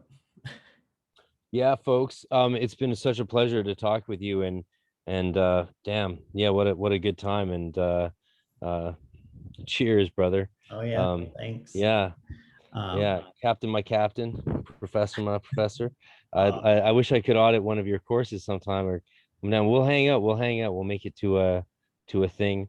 I'll be visiting the States eventually again, uh soon. I don't know what I'm going to do with my I don't know what I'm going to, if I will ever go back to do a PhD, but I'm just not convinced that it's the best idea, you know? yeah, I don't. Yeah. These days it's hard to say, right? Yeah, Hard to say. Like a lot of my friends who are in their doctorates or finished their doctorates in the last 5-10 years, they've suggested publishing the PhD, but it's like, I've sort of already done what I'm gonna do, and like my Underhill dissertation, I can just put that out as a book if I ever get my research back from my stolen library. Or I can write new stuff, right? There's a lot of new things to explore. And right, I think Stephen Skinner and a lot of the esotericism academics have really opened up a lot of fields. And I've got contracts for a couple translations of German and Hebrew manuscripts. So that could be, I might just stay with linguistic translation, do a refresher intensive in Greek and Aramaic, and you can just translate till you die, right?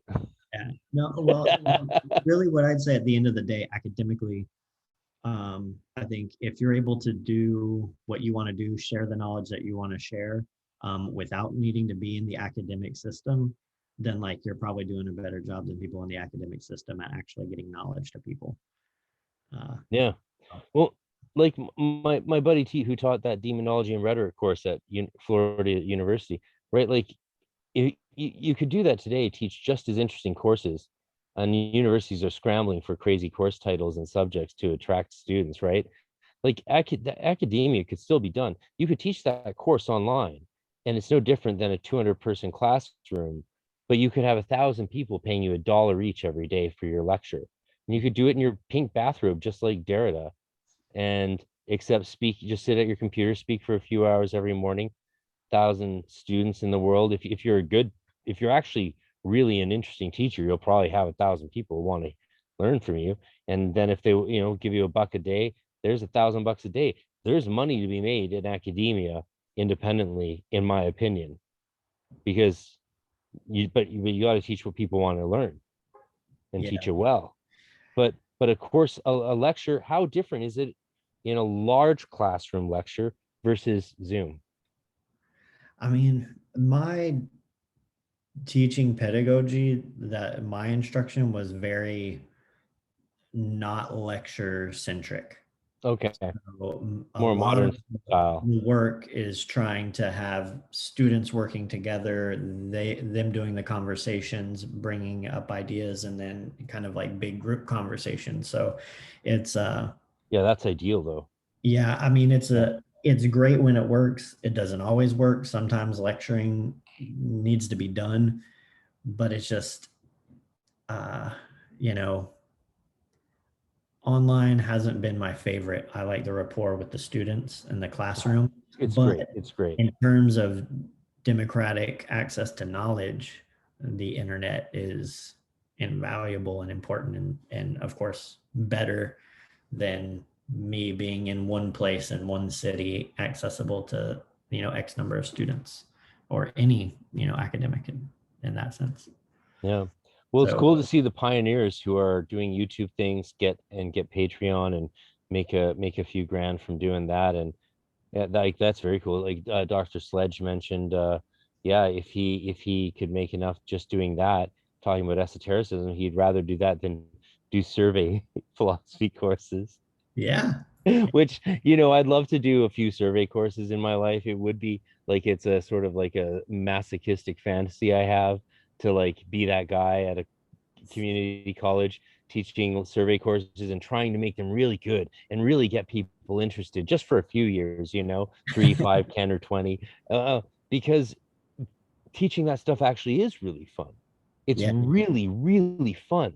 And it obviously would suck if people aren't interested, but if you're a good teacher, people will be interested. That's been my experience. Um, yeah. Not everyone's a good teacher. That's a sad fact, right? A lot of, yeah, anyway. But yeah, so anyway, I'm optimistic about the future of education, honestly. I really am, because, there's a lot of censorship going on these days, but, you know, Yeah, I mean, things move, things change, processes happen. I mean, I think we're in a lot of movement and a lot of transition and a lot of change, and it's going to be painful until we get everything back together. just Exactly. balance it all. Yeah. All right, brother, this has been amazing. Hey, Shall we sign off? Shall we call it? All right. yeah, thank you so much. I'm really grateful to get to talk with you and to get a chance to get to know you. And yeah, Likewise. I'll be in touch. Yeah, we'll talk soon, and I'll see you on the gram. Yeah, check out this fellow's Instagram, folks. Where can they find you on Instagram? Oh, shoot. What is my Like Instagram? at I think it's at SS S Cannon. SS Yeah, Cannon, at SS SS Cannon. Cannon, for Yeah. yeah, Dr. Samuel Cannon, professor. Thank you very much for your time. Hey, no This has problem. been a very serious, effete conversation. And next time we will take turns reciting Ezra Pound. All right. Sounds excellent. Continue with the jouissance, or the Les joy. Yeah. jouissances, oui, yeah, merci beaucoup. All right, vaya con Dios, vaya con queso. Gracias. Igualmente. See ya. Cheers, brother. Thanks.